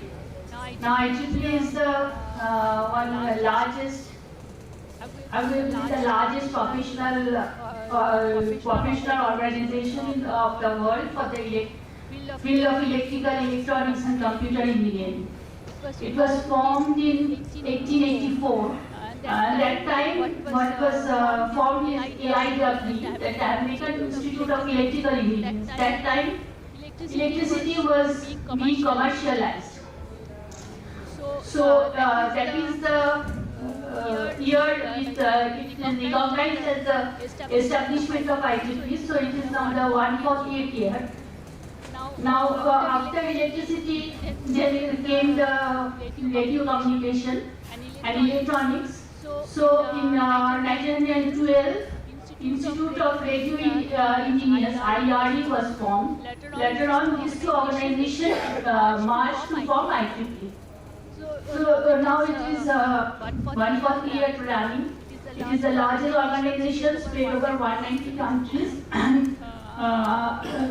This year, the membership is something around 4,75,000. So to control the whole organization, it is divided into 10 regions. Very recently, from 26, it will be 11 regions. Now, actually, we belong to region 10, which is the Asia Pacific. That is, it includes India, Pakistan, Bangladesh, Sri Lanka, all of the Southeast Asia, China, in Australia, New Zealand, Japan. Now, this is the largest geographical region. So this will be divided into two because membership is very large from this region. So from 26, there will be 11 regions. Sorry, there will be 10 regions, but this region will be divided into 2, 10 and 11, and the first two will be merged to form one region. So each region in the countries there are different sections and councils. Now, if there are for small countries, they only have sections. But India is a large country, so we have an India Council, and under India Council, there are number of sections. So Calcutta section, the jurisdiction is quite large. It is the West Bengal, Bihar, Odisha, then whole of the northeast region. So when the conferences are sponsored, it is that whole process is regulated by the main body, that is IEEE USA, but the paperwork and other things that is done by the sections. That's how the section is involved. So and next is that most of a lot of number of students are there, and I think some of the authors are also there. So that when we heard about IEEE, the first thing which comes in our mind is the IEEE transactions. Because when it was there are almost around 200 transactions that IEEE published, and all these transactions have a very good impact factor. So it is a dream for any person who is working in this field to publish his work in IEEE transactions. Next is the IEEE Digital ID, that is Explore. It has almost around 6 million different papers and IEEE standards uploaded here. So that is also available for the member. Third is obviously IEEE sponsored conferences. The advantage of IEEE sponsored conferences is that the papers which are published in the conferences are uploaded in the expo for possible inclusion. Obviously, IEEE has again their own process of review. So, if the paper quality is okay, then most of the cases, most of the papers are uploaded. There is obviously a possibility that IEEE will be checked, but there is a possibility that it will be uploaded. So that is also a very advantageous for the researchers because the visibility is high, because the expo is a large digital library as I told, so the work will be visible to others. But in my opinion, the most important thing for these conferences or for IEEE sponsored or any other conferences is the networking. That the new researchers, the students are able to contact the other persons working on the same field and the seniors. So that is the main advantage that helps them for professional grooming. So for IEEE conferences, it is advantageous because IEEE promotes multicultural volunteerism because as it is we spread over 190 countries. So for IEEE different conferences and meetings, there are persons from different regions of the world, different countries, they speak different languages, they have different cultures, and that mixing is very important. Particularly for our technology world now, I think this type of conferences and organizations are very important. So thank you. I won't take your much time. I hope that this conference will be a great success. And again, as a here, as the students who are not yet a member, you can be a member of IEEE. As I told, that it is entails in a professional development. Thank you very much, and again a very good afternoon to everyone. I would like to invite the Dignitary and principal on stage to please present a token of our appreciation to them.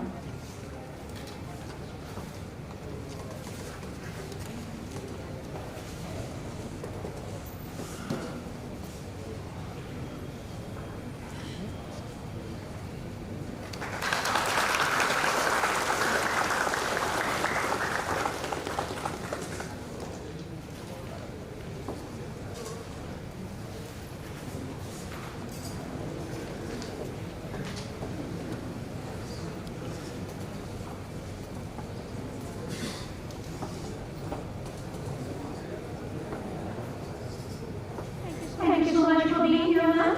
I now invite our keynote speaker, Professor Felicitation, to the stage. His speech is titled Foundations and Frontiers in Natural Language Processing with a focus on large language models and Gen AI. Please welcome Professor Felicitation on stage.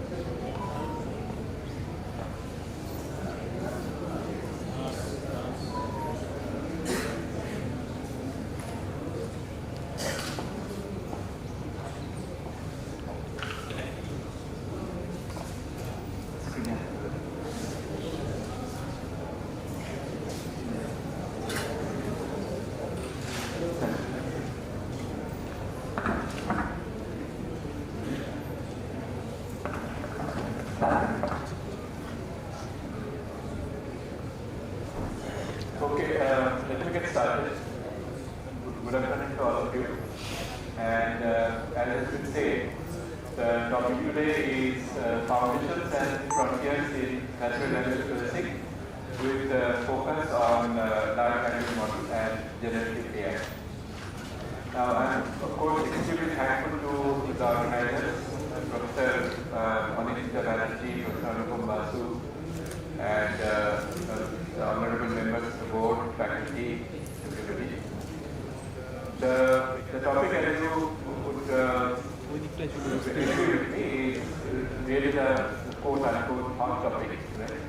But I would like to tell you that the story was, the scene was not so rosy before. Okay? The story of natural language processing goes back to the 60s, and people have really shed their blood and sweat, okay, to bring the field to this level. Of course, there are many occasions of serendipity, lucky for the field, and that's why we have come to this stage today. So as the title goes, we would like to spend some time on absolutely the critical foundations of the field, and then also move to the frontiers which have made this field so exciting. Now, before I move forward, I understand there are also students in this.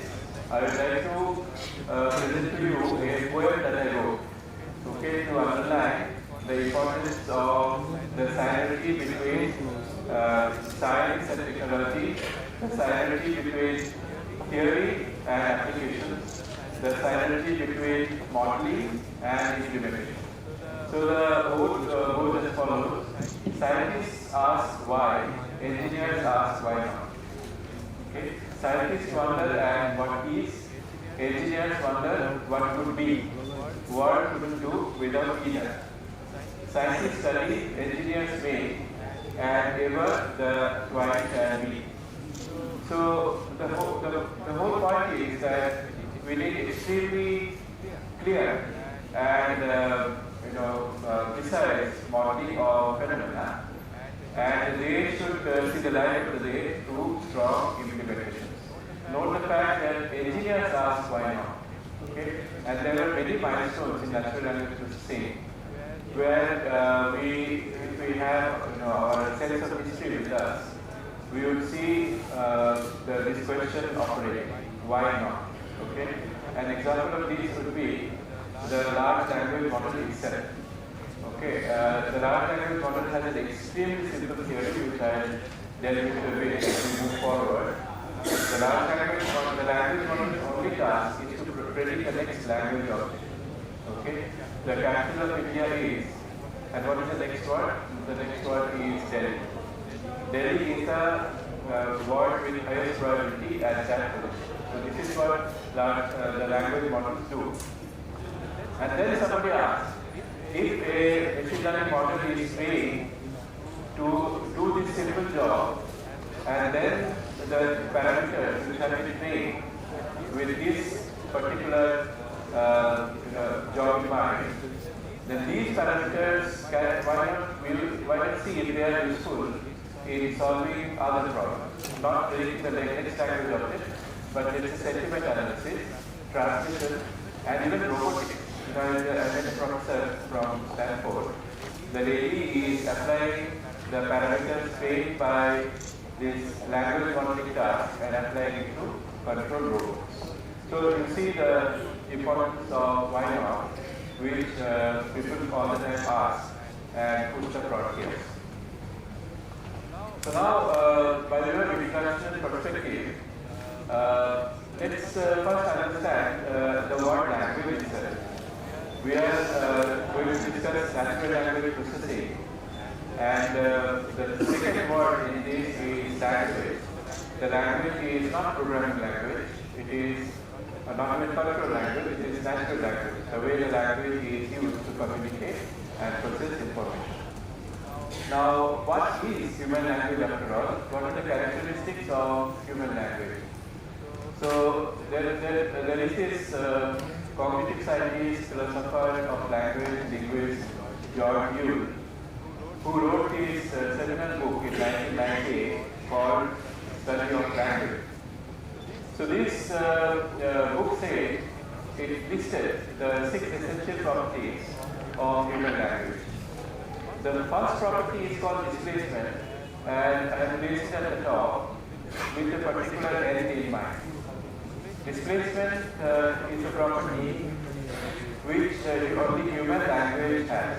This is a documented fact that we can talk about place and time without physically being in that location or at that time. Okay, for example, I could say things like I saw you yesterday at the market without actually being present in the market and without actually being placed in time with respect to yesterday. I will see him tomorrow in the school is again a displacement in time and place. So this is a unique property of human languages, and we know that animals, their whole attention is devoted to here and now. Okay? So they essentially deal with the cognition of here and now. Human language has this unique property of displacement, time and space. The second property is arbitrariness, where there is no requirement of meaning and the sound being strongly correlated. Why is water called water, W-A-T-E-R, in English, whereas it's called pani in Hindi? There is no reason, okay, except for words which are onomatopoeic. For example, hissing, the word hiss, for example, is a situation where the meaning mirrors the sound. Okay, so the meaning and the sound binding is arbitrary. Productivity is the third property, again very important for natural language processing. We can have potentially infinite number of sentences in a language, but we need not have infinite number of rules regarding them. Okay, that is mainly because of what is called the recursive property of the rules, the generated graph. The next property is cultural transmission. The child acquires the parent's language. This is a very interesting situation. I would like to think about why the child acquires strongly the language that the parents speak. Then distinctness, sound and meaning units are segmented. In the speech signal, which we take an oscillograph or some kind of spectrum of the sound, there are no explicit boundaries between the words. Whereas when you hear them, we begin placing the word boundaries, which exists in the meaning. And the final property is duality. The surface structure and deep structure often have differences.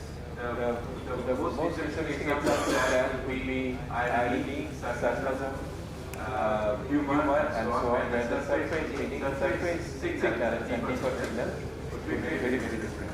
So these are the 6 properties which are characterized by language, and they have huge implications for natural language processing, computational linguistics. Okay. Now, we would like to understand what is language phenomenon. Okay. So, for example, we have a list of some phenomena here. The first phenomenon is Santi, the phonetic and phonological transmission and the boundaries. For example, Guru plus Desh in Sanskrit gives rise to bombastic. Okay, so who and ah sound get transformed into wow. So this is a language phenomenon. Then the next phenomenon is prompting of God. When we form questions, we typically move forward. The main part of the word is a language. Doesn't happen in Indian languages.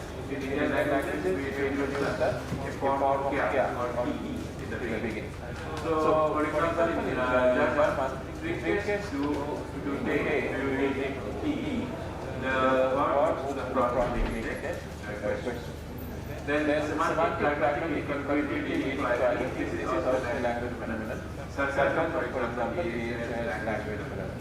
So here is an example. Somebody got invited to a party and nobody paid attention to the person. While leaving the host asked the person, "Did you enjoy the party?" And the person replied, "Oh, I love being in." So this is a sarcastic sentence.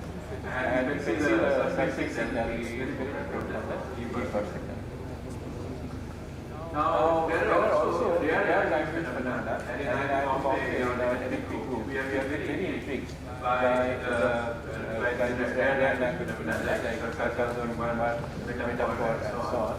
And sarcasm is 11% makes us sarcastic. Out of that, 17% are numerically sarcastic. What is an example of numerically sarcastic sentence? I am absolutely enchanted with my mobile phone, which has 5 minutes of battery backup. Okay. So this is numerically sarcastic because it is 5 minutes plays the key role of producing sarcasm. Now this language phenomenon need to be modeled from computational linguistics and natural language processing. So we have a number of instruments for modeling language phenomena. I list them without going into a lot of details. The first instrument is software platform. Okay, this has played a very critical role in neural network natural language processing.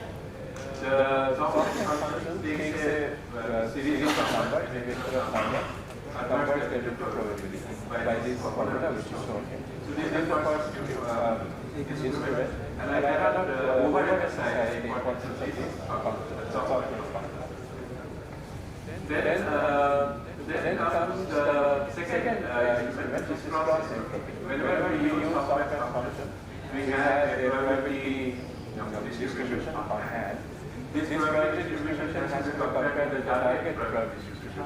So that comparison happens with the cross entropy function, which is shown here. The error is found between cross entropy between the target distribution and the observed distribution to cross entropy, and by back propagation we try to reduce this error, thereby change the parameters of the distribution. This NLP has come to stay. This is also called NLP stack, going from morphology, which does processing of words, and then moves up to discourse and word reference and pragmatic, very complex natural language phenomena. But the processing passes to a number of layers of processing. For example, partial speech tagging, chunking, parsing. All these are very fundamental natural language processing activities, and it is interesting to know that deep learning is used in all these areas of NLP stack. Now I come to this social multilinguality, which is very important for our country. So there is this notion of language typology, which classifies languages according to structural features. Let's see what is the genesis of trying to create a typology of language. So it was noted that in spite of huge geographical differences, languages share sound, vocabulary, structure. So take the word tree, for example. In Sanskrit this is called prayas, in Latin rest. In Sanskrit snake is sarpa, and Latin is serpent. God is Devas in Sanskrit, Devas in Latin. The question is, in spite of geographical separation of about 8,000 kilometers, how come these two languages share so much of sound and vocabulary?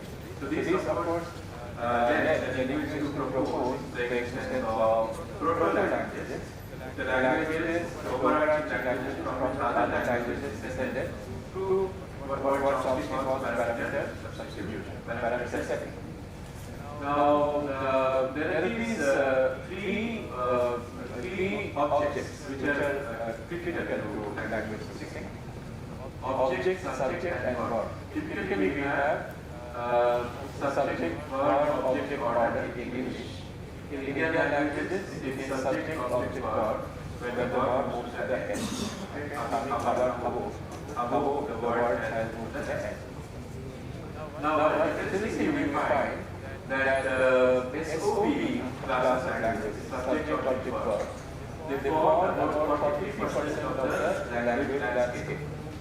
Subject, verb, object, of which English is an example, they form about 40%, and verb, subject, object, dialogue is an example from the basis.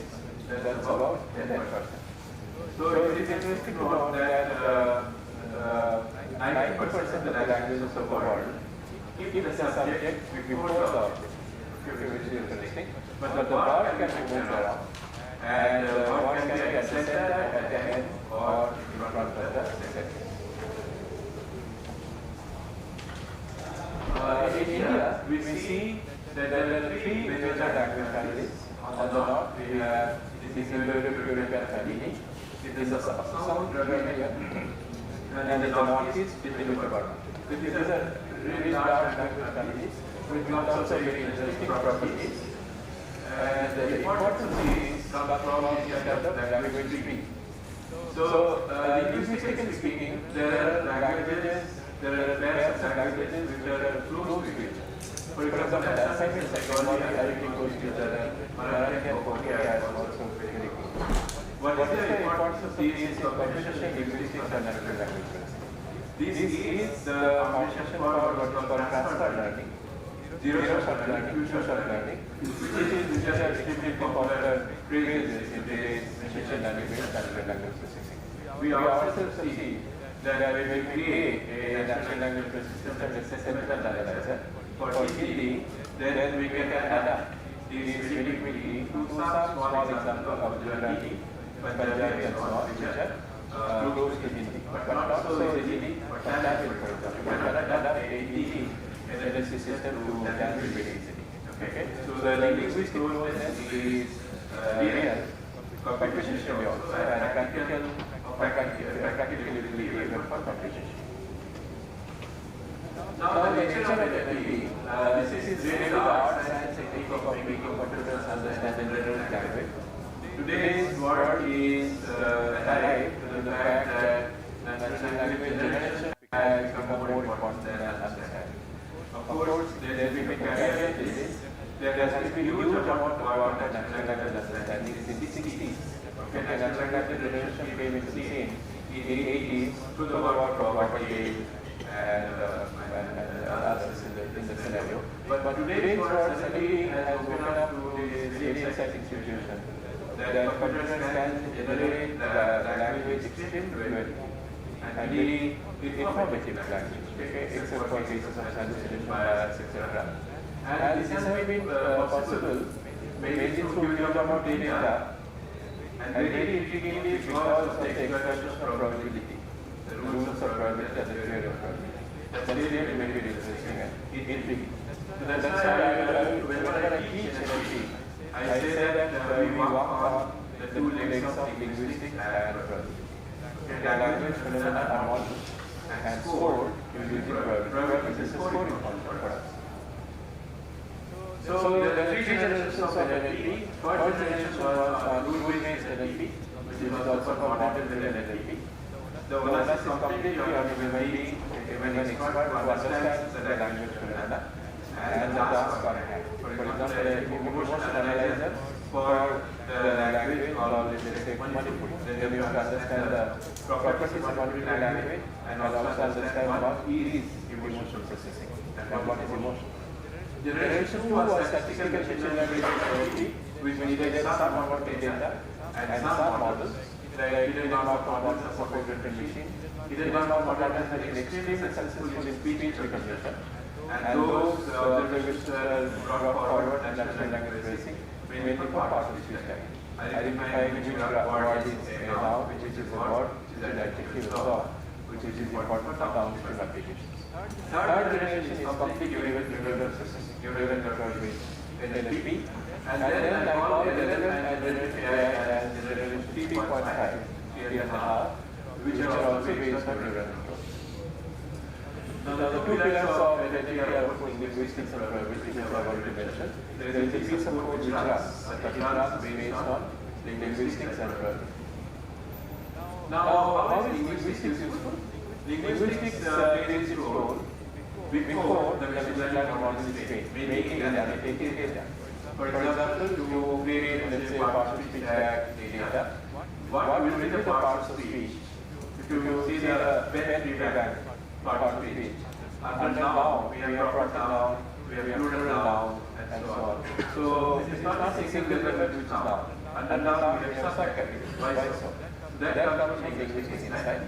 And then we have to write guidelines for analytic data. Here again, without linguistics creating very clear guidelines is impossible.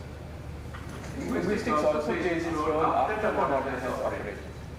For example, what is how I interpret the models out? Now I know there is large language models in NLP systems.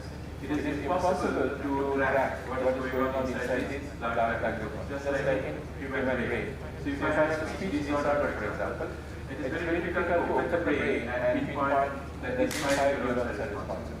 Okay, so there is some advancement in that direction. What we have necessarily resorted to is functional testing.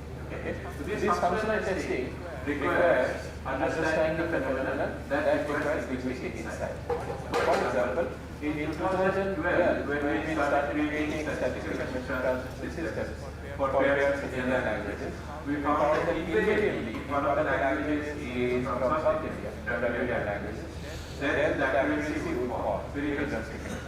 So this we could understand was due to the language, South Indian languages being aggregated, very long words as a form using many small morphemes. My favorite example is a Marathi example, Hara Samon Chani, Hara Samon Chani Sangitya. That means I can sound one another time. So, Hara Samon Chani is one single word, and this corresponds to Hara Samon Chani or all these morphemes. So this articulation was coming in the way of translation accuracy, and that again required understanding the linguistics of this Dravidian languages. What is the role of probability? The role of probability is seen in again two very fundamental points, which are the law of large numbers and the central limit theorem. We work with probability. What is the probability that now follows an activity? Let's say this is quite it. How do we do it with quite it? If we take, let's say, just 10 examples, and 8 cases are now from the GTM, our confidence in this probability number will not be high. Okay? On the other hand, if the observation comes from millions of tokens, then this probability value can be translated. This is a very intuitive rule. It is the law of large numbers. Of course, there is a very rigorous statement for this in terms of epsilon value and so on, but this is usually. But the next level has played a very important role in polar machine learning and NLP definition. The central limit theorem says that if we increase the amount of data, then beyond a threshold, infinity, any distribution can be approximated by normal distribution. Okay? This is an extremely enabling factor, and polar hypothesis testing rests on central limit theorem. So, because of the central limit theorem, we can use the full power of normal distribution to do many things in NLP, including hypothesis testing. So, this is the role of probability. Now, the main challenge in natural language processing is ambiguity. The words have multiple meanings, the sentences have multiple structures. Okay? The word unlockable, for example, has a string of characters. But you see that it has two meanings, unlockable. Okay. Something that cannot be locked and something that cannot be unlocked. Both is meaning word from this string of characters. So this sentence has been a stress tester for natural language systems. I don't know how many of you can make sense of this string of buckets. Okay. buffaloes. I deliberately did not bring any pause. Bring the pause genuine assessment. If you know the meaning of buffalo. Okay.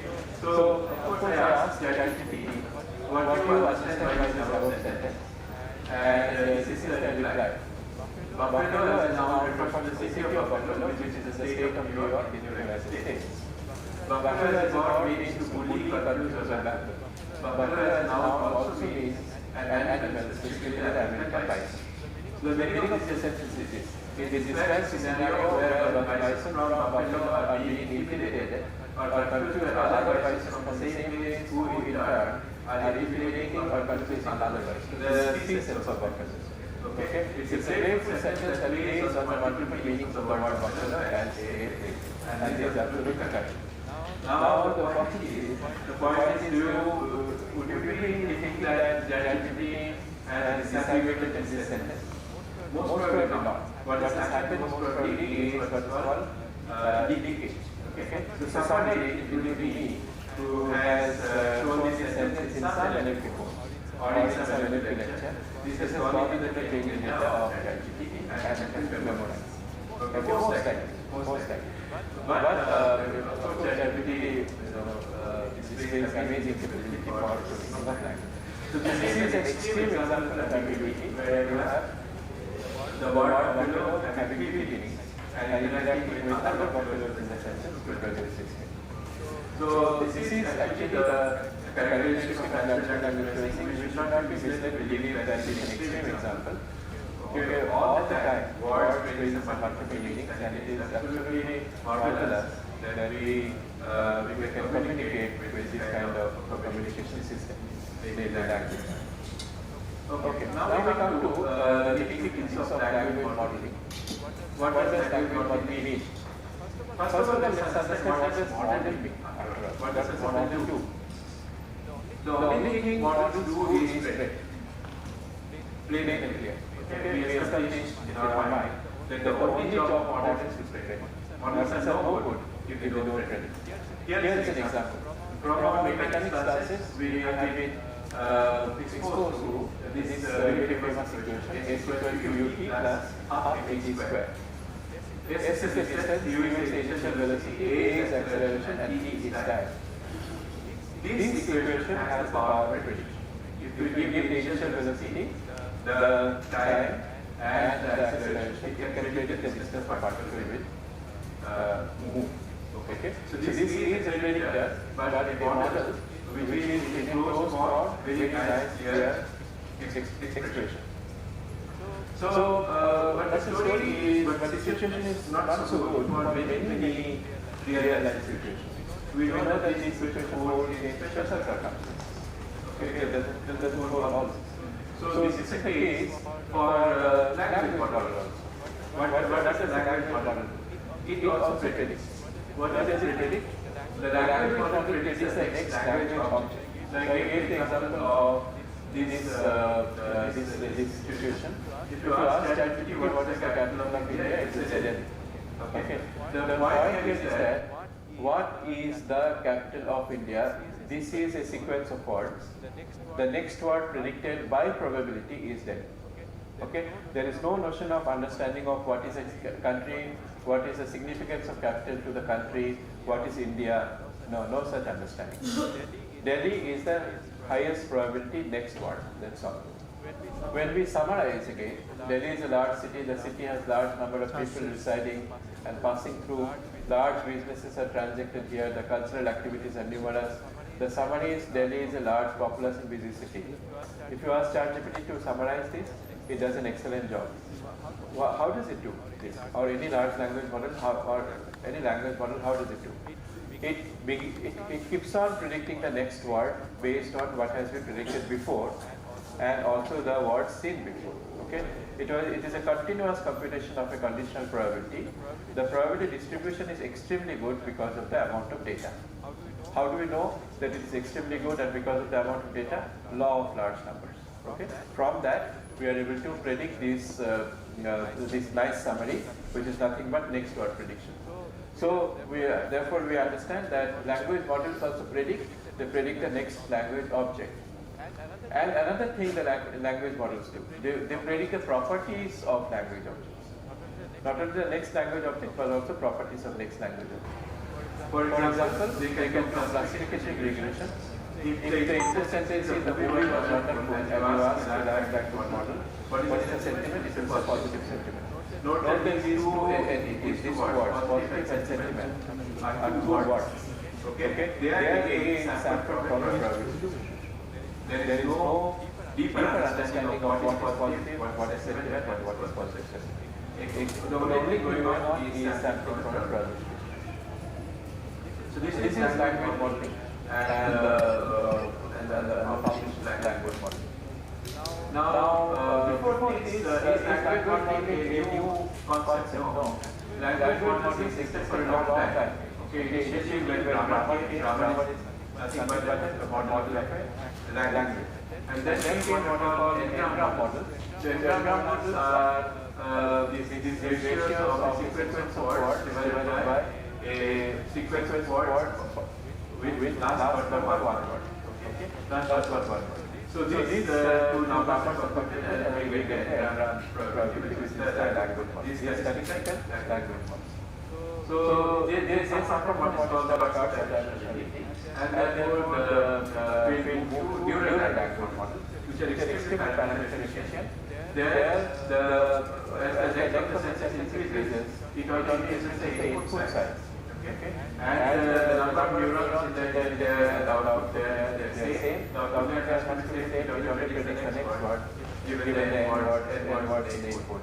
Now the large language models can be large because of this phenomenon, that there is no concept of adaptability with respect to the input size. The number of parameters in the system doesn't increase exponentially with the length of time. Okay? So therefore, they have to worry only about the intelligent neurons, the output neurons, and that is the source of initiation of neural language model and also the source of their success. So now, these were the foundations, and I think I have been able to communicate to you some of the very critical milestones which have happened in our journey towards this successful or this exciting scene for natural language processing. Now let's move to some frontiers which will some of our work also. So large language models are a frontier. Okay. They get the next word as is expected from language models. Now they have huge number of parameters, and Amazon is trying to bring out this Olympus model, large language model, which has 4 trillion parameters. Okay, but what is the cost involved? This is huge cost involved. This is our perspective. The expenditure on Olympus will be about 33,000 crore Indian rupees, and the state of Goa's budget is about 25,000 crore Indian rupees. Okay, this is the perspective. This is the amount of expenditure. So large language models cannot be built by anybody and everybody. So why is the large language model large? Large language model is called large because it computes the probability of sequence of words, which is extremely long. Okay, so that is the meaning of the large language model. It computes the conditional probability, where the conditioning part is extremely large, about 4,000 words for that. Okay. Even computing the conditional probability of the next word given 4,000 words. Almost everything can be captured through the context, and therefore there is this intriguing and disturbing possibility.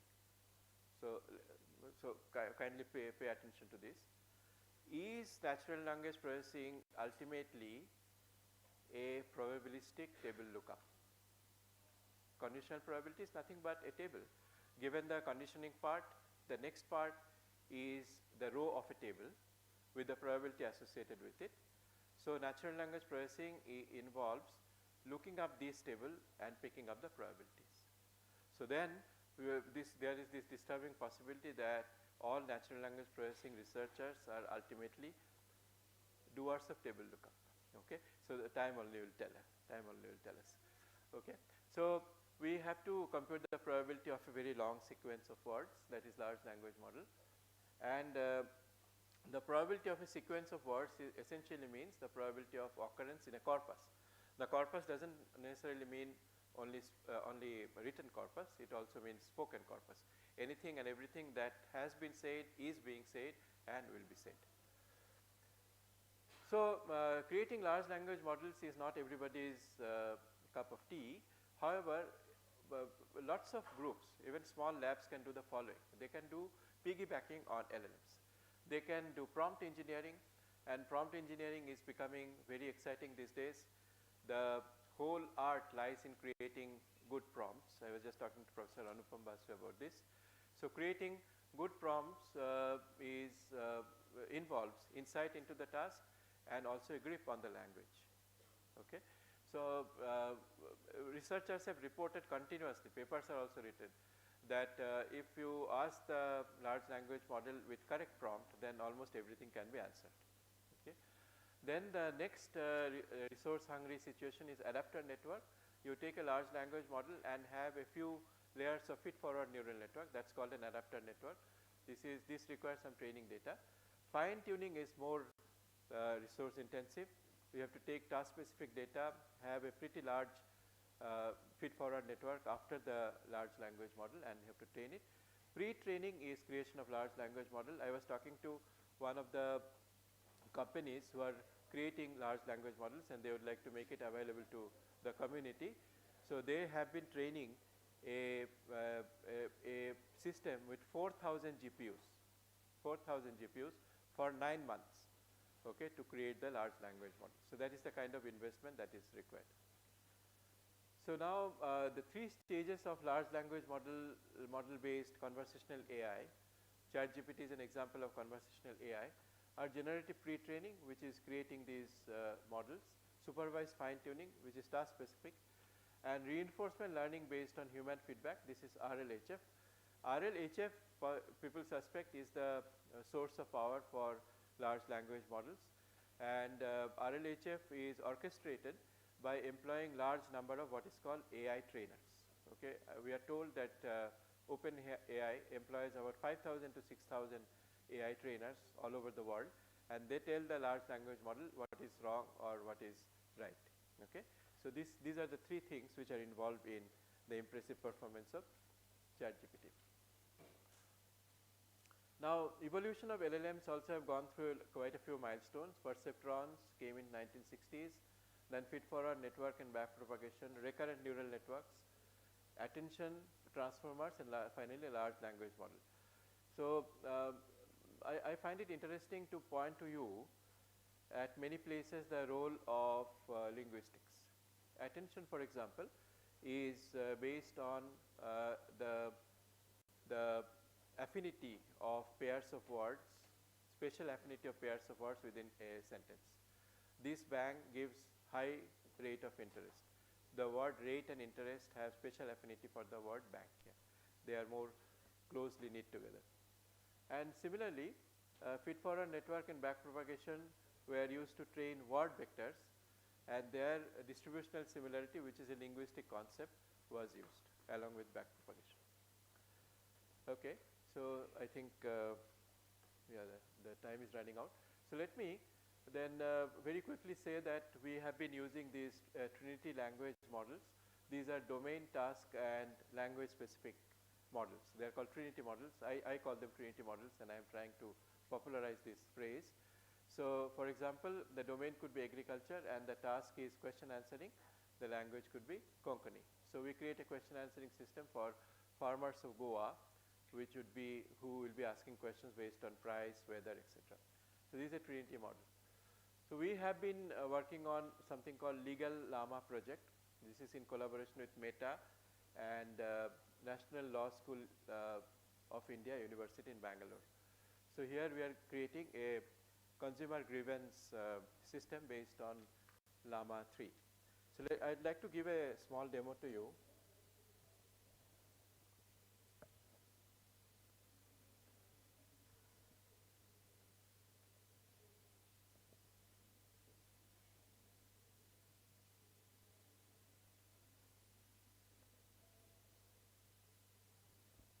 Yeah. So, this is the interface for our consumer grievance chatbot funded by Meta and in collaboration with National Law University, Bangalore. So let's say I complain to this. My car brake is not working.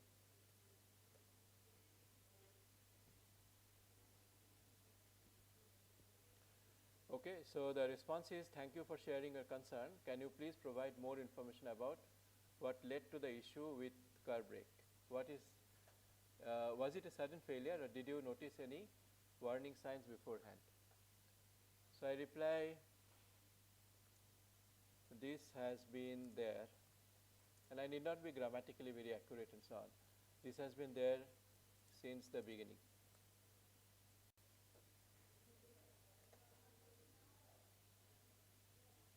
It seems that the issue with your car brake has been present since the beginning of your ownership. So it recognizes that this problem has been in existence since the time I bought it. And see the phrasing here, beginning of your ownership means since the time of buying. Can you please tell me the date when you purchased the vehicle? This will help me understand the timeline of the issue and guide you accordingly. Also, please note that under Indian consumer law, you have a maximum of 2 years from the date of purchase to file a complaint. So this is where a large language model is using domain knowledge, okay, the existing laws, for example. If you ask this question to ChatGPT, it gives you very general answers. Okay, maintain a log of your complaint, think of customer service, think of warranty period, very general answers. But these very specific facts like maximum of 2 years from the date of purchase to the complaint, this is a very specific fact. Help me understand time. Can you please tell me the date when you purchased the vehicle? So let me be naughty and say that I forgot. I am not being very helpful to the conversational AI agent, okay, I forgot. Then it says, it can be tricky to remember exact dates. It reassures me sort of, okay. However, please note that if the issue has been present since the beginning, it is essential to determine the exact date of purchase. So it says that it insists that I say the date of the purchase to ensure you are within the 2 years timeline to file a complaint. If you are unable to recall the exact date, I can guide you on how to obtain information and help you with other steps to address the issue. Would you like to proceed with that? Yes.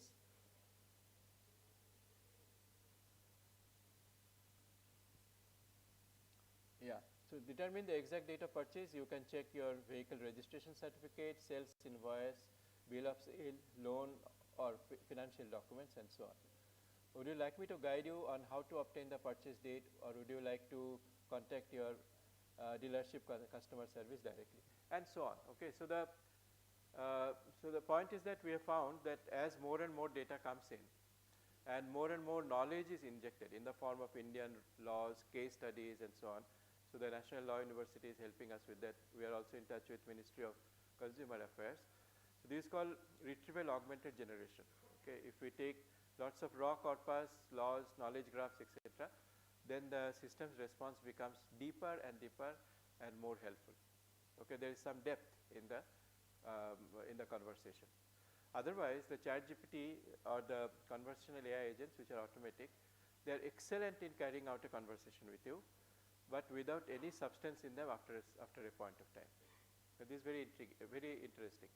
The fluency is very good, but the adequacy is missing. That means the content is missing. Okay. So the chatbots can be street smart without proper training and without proper knowledge injection.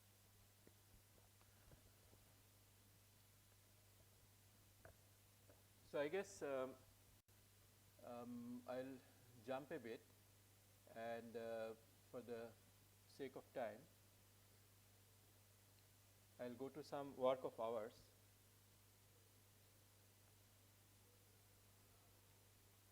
So this is pragmatics and large language model.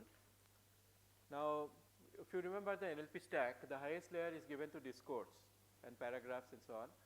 And their pragmatics, that means the user's intent is very important. So here, yeah, I should finish now. Yeah, I mean in 10 minutes. Right? So pragmatics and LLM. Now here, the task of pragmatics is the following. We have to identify the meaning in a context. So pragmatics is really extra-sentential. It is beyond syntax and semantics. And it arises due to the limitation of lexical and formal semantics. So let me give you some example of pragmatics in operation. So here is a dialogue. Speaker A tells speaker B, shall we go for a walk? Asks speaker B. Speaker B says it is raining outside. So the implication of this answer is no. This is called implicature recovery. It's very important in pragmatics. And this happens all the time around us. Shall we go for a walk? It is raining outside. More examples. A person entering a room where there is an AC running. Isn't it cold here? The implication is stop or reduce the AC.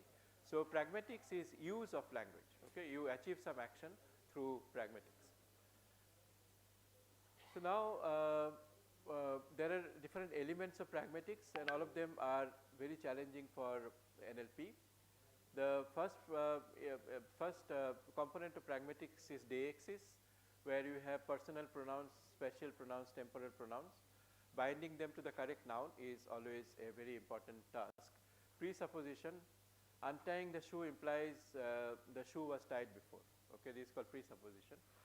Then speech acts are locutionary, illocutionary and perlocutionary. Let me not go into details. Implicatures I showed you sometime just now. Politeness is a pragmatics issue. Okay, we can say close the door, please close the door, can you close the door, would you mind closing the door, with different levels of politeness. It is not essential for communication, but they are important for language use. Then there is this very intriguing notion of information structure. I don't know if you have thought about this. The ordering of information. We say the flower vase is on the table.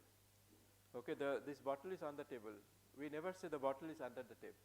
The table is under the bottle. Okay, have we thought about this? This is a pragmatic question. This is called information structure. So we wanted to model these pragmatics on large language models. In particular, we wanted to understand if large language models can handle pragmatics. So I'll very quickly go over this. It was there in this year's ACL. So what we did was that we created a data set for 14 distinct tasks for pragmatics and a systematic evaluation of 6 variations of Llama 2, T5, Plan-T5, GPT 3.5. These are important, well-known, popular language models. This was done.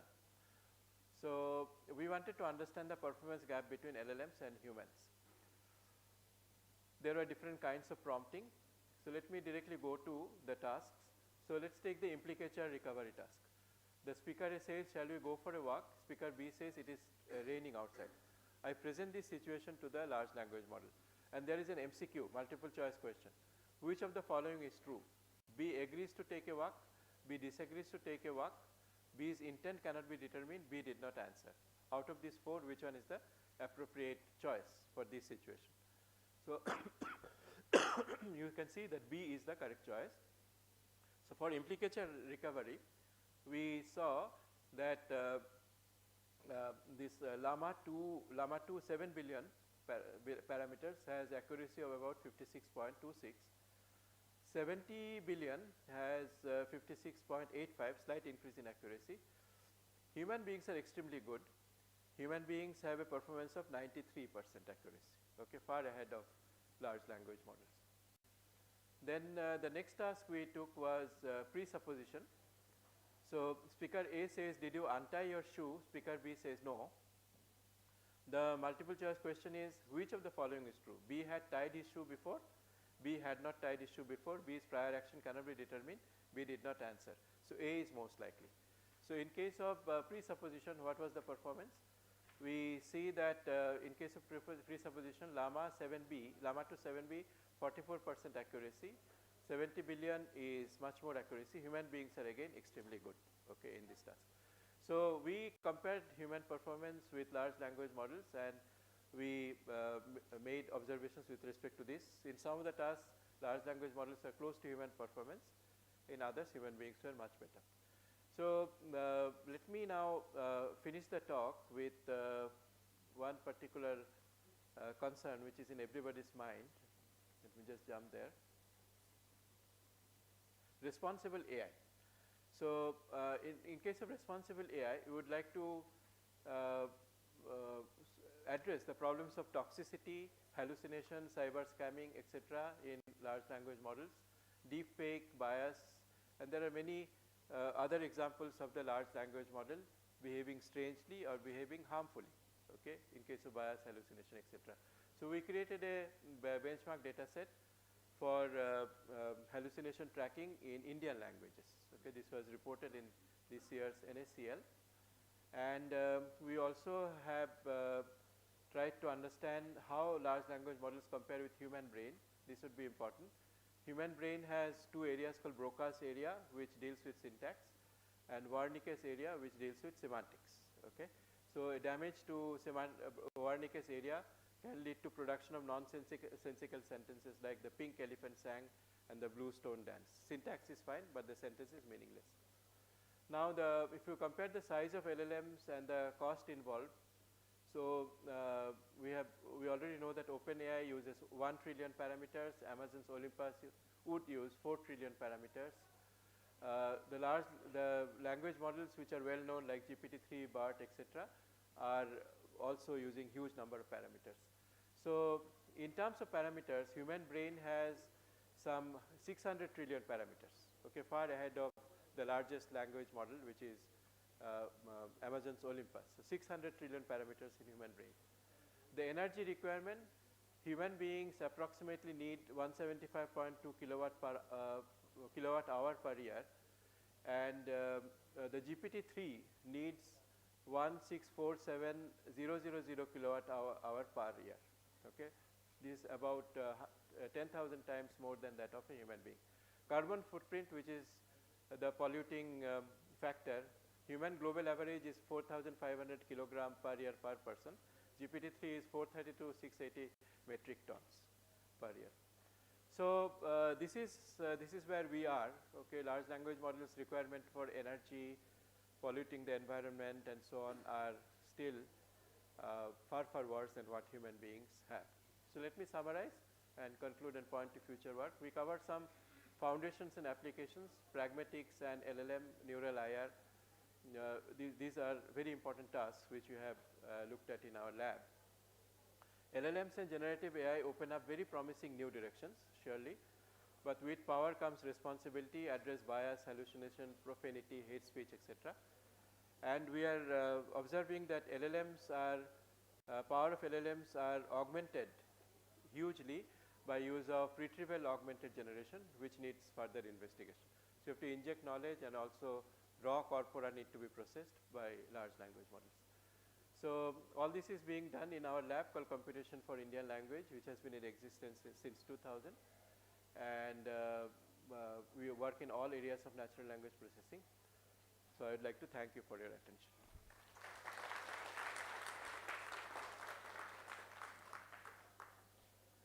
Is there any time for questions? Maybe, no? Just one maybe, yeah, if there is any question, yeah. So, mic there, please. The mic. Please pass the mic to sir. Thank you for buffling us with the buffaloes. Certainly, it was engrossing. So, I have two questions put in one. One on theory and other on application. The theory question is LLMs are making NLP very strongly generative. What is the future of creative NLP? So what we have done is we have moved out the creativity into prompt engineering and saying that it can do things, but it's purely generative. So what is your take on that? And the second is bots. Fortunately, you finally concluded that bots are useless. I was getting upset, I get irritated with the bots. But the question is, there is a lot of talk about using bots as mentors in education. Like Khan Migo is a case in point. How do you see the future? Does it really going to help in countries like here where there is a serious lack of mentors and teachers? So, the second question is a bit easier. Okay. So, I interact with a number of startups, and they have identified a market. That market is that students need a lot of help in clearing their doubts. Okay. Concepts are covered in the class, but they need lots of iteration over these concepts now clear. And teachers are not available. Okay. So create an AI agent only for doubt clearing. So this the startup is very intensely into this area. They have generated some venture capital also, and so on. Now, I mean, we are all teachers. We know that teaching again has two pillars. The first pillar is information. The second pillar is inspiration. Okay. So these bots and these mentors, they will do a very good job of providing information. Inspiration, let's see, where it goes. So I'd like to mention to you, I'm just tempted to give you this anecdote. I conducted a survey in my class of NLP, which is typically 300 students at least. So I asked two very simple questions. The first question is between state of the art and foundations, what will you choose? Okay. And the second question was between intuition and information, what will you choose? Okay. Notice that there are okay. So then out of 300, about 120 people took this survey, answered. So for this question, between foundations and state of the art, what will you prefer? 33% preferred state of the art, 67% foundation. I was happy. The next one, intuition versus information. Any guess? What would be the distribution? 67% information. Intuition 88%. 88% and 12% information. So there is a lot of hope for us as teachers. Okay. Then somebody, he played the devil's advocate and said that no, I don't believe this. The word intuition is glamorous. That's why students chose it. Then I countered saying that in that case, state of art should have been chosen. State of art is also very glamorous, but state of art was 33%. Okay. So what I liked about this was that people do give importance to intuition, inspiration, etc. And that is why probably we should continue in the teaching profession.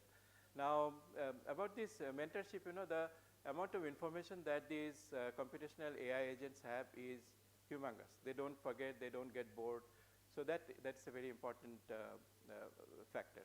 The first question about creativity, are we not seeing poems being written in Shakespeare style? Okay. So you ask ChatGPT to compose a poem on a table in Shakespeare style, it produces this. So creative text is definitely coming out. Some of this may be due to training leakage, but generative AI is doing an excellent job in fluent text production. And if you do not control hallucination extremely critically, then a lot of creativity will be seen in generative AI. Yeah.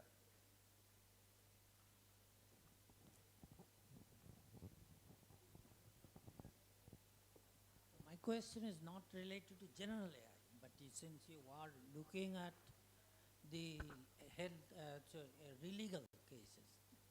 Illegal. Okay. Legal. Oh, yeah. First of all, how do you see that the usage of this AI in preparing argumentation and also identification of the missing evidences, and what should be the evidences there? Yeah. So legal AI is actually considering these questions very seriously, especially hidden information. Okay, and this actually makes use of a particular field of AI, field of NLP called natural language inferencing and text entailment. It's called text entailment. This is being used, and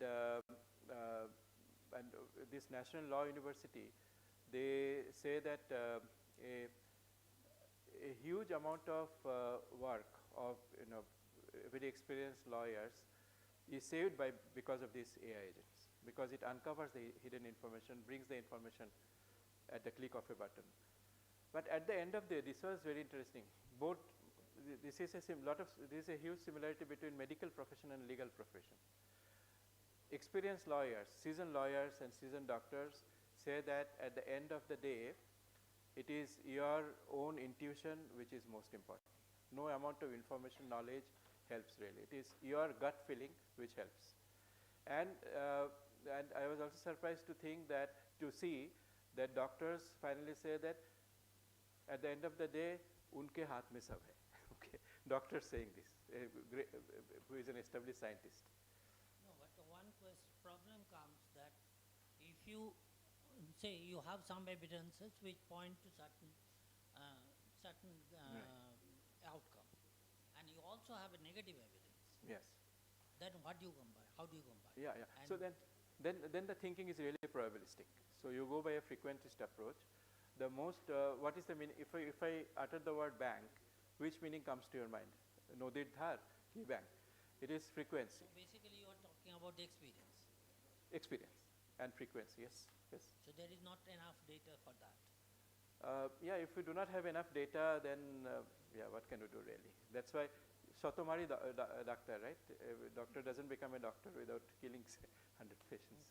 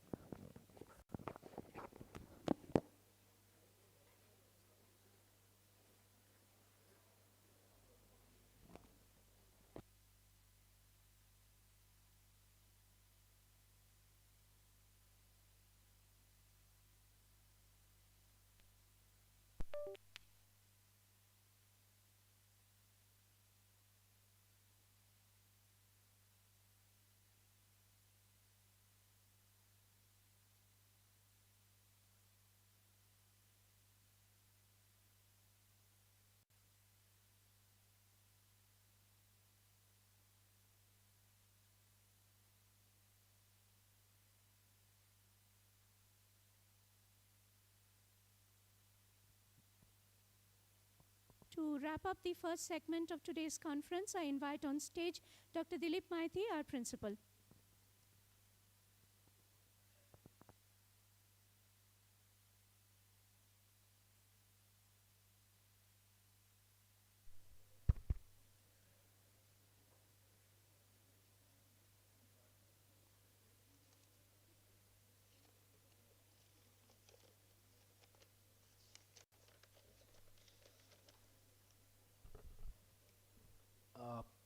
Good afternoon, everyone. Esteemed guests, distinguished speakers, dear participants, colleagues, and my beloved students.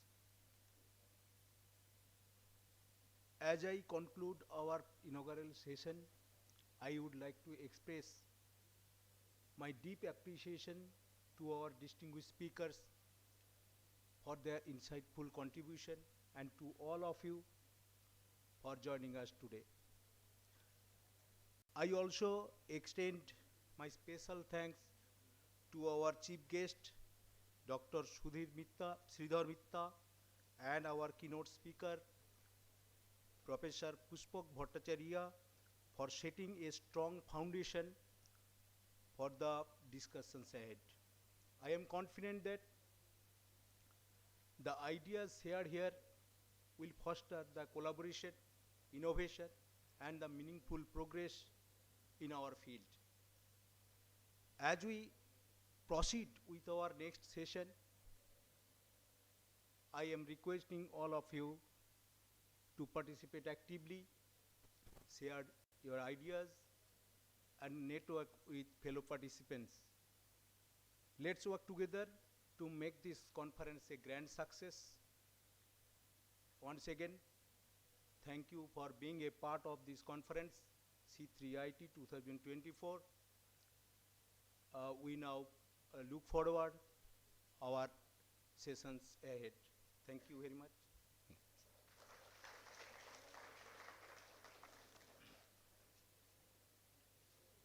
Thank you so much, sir.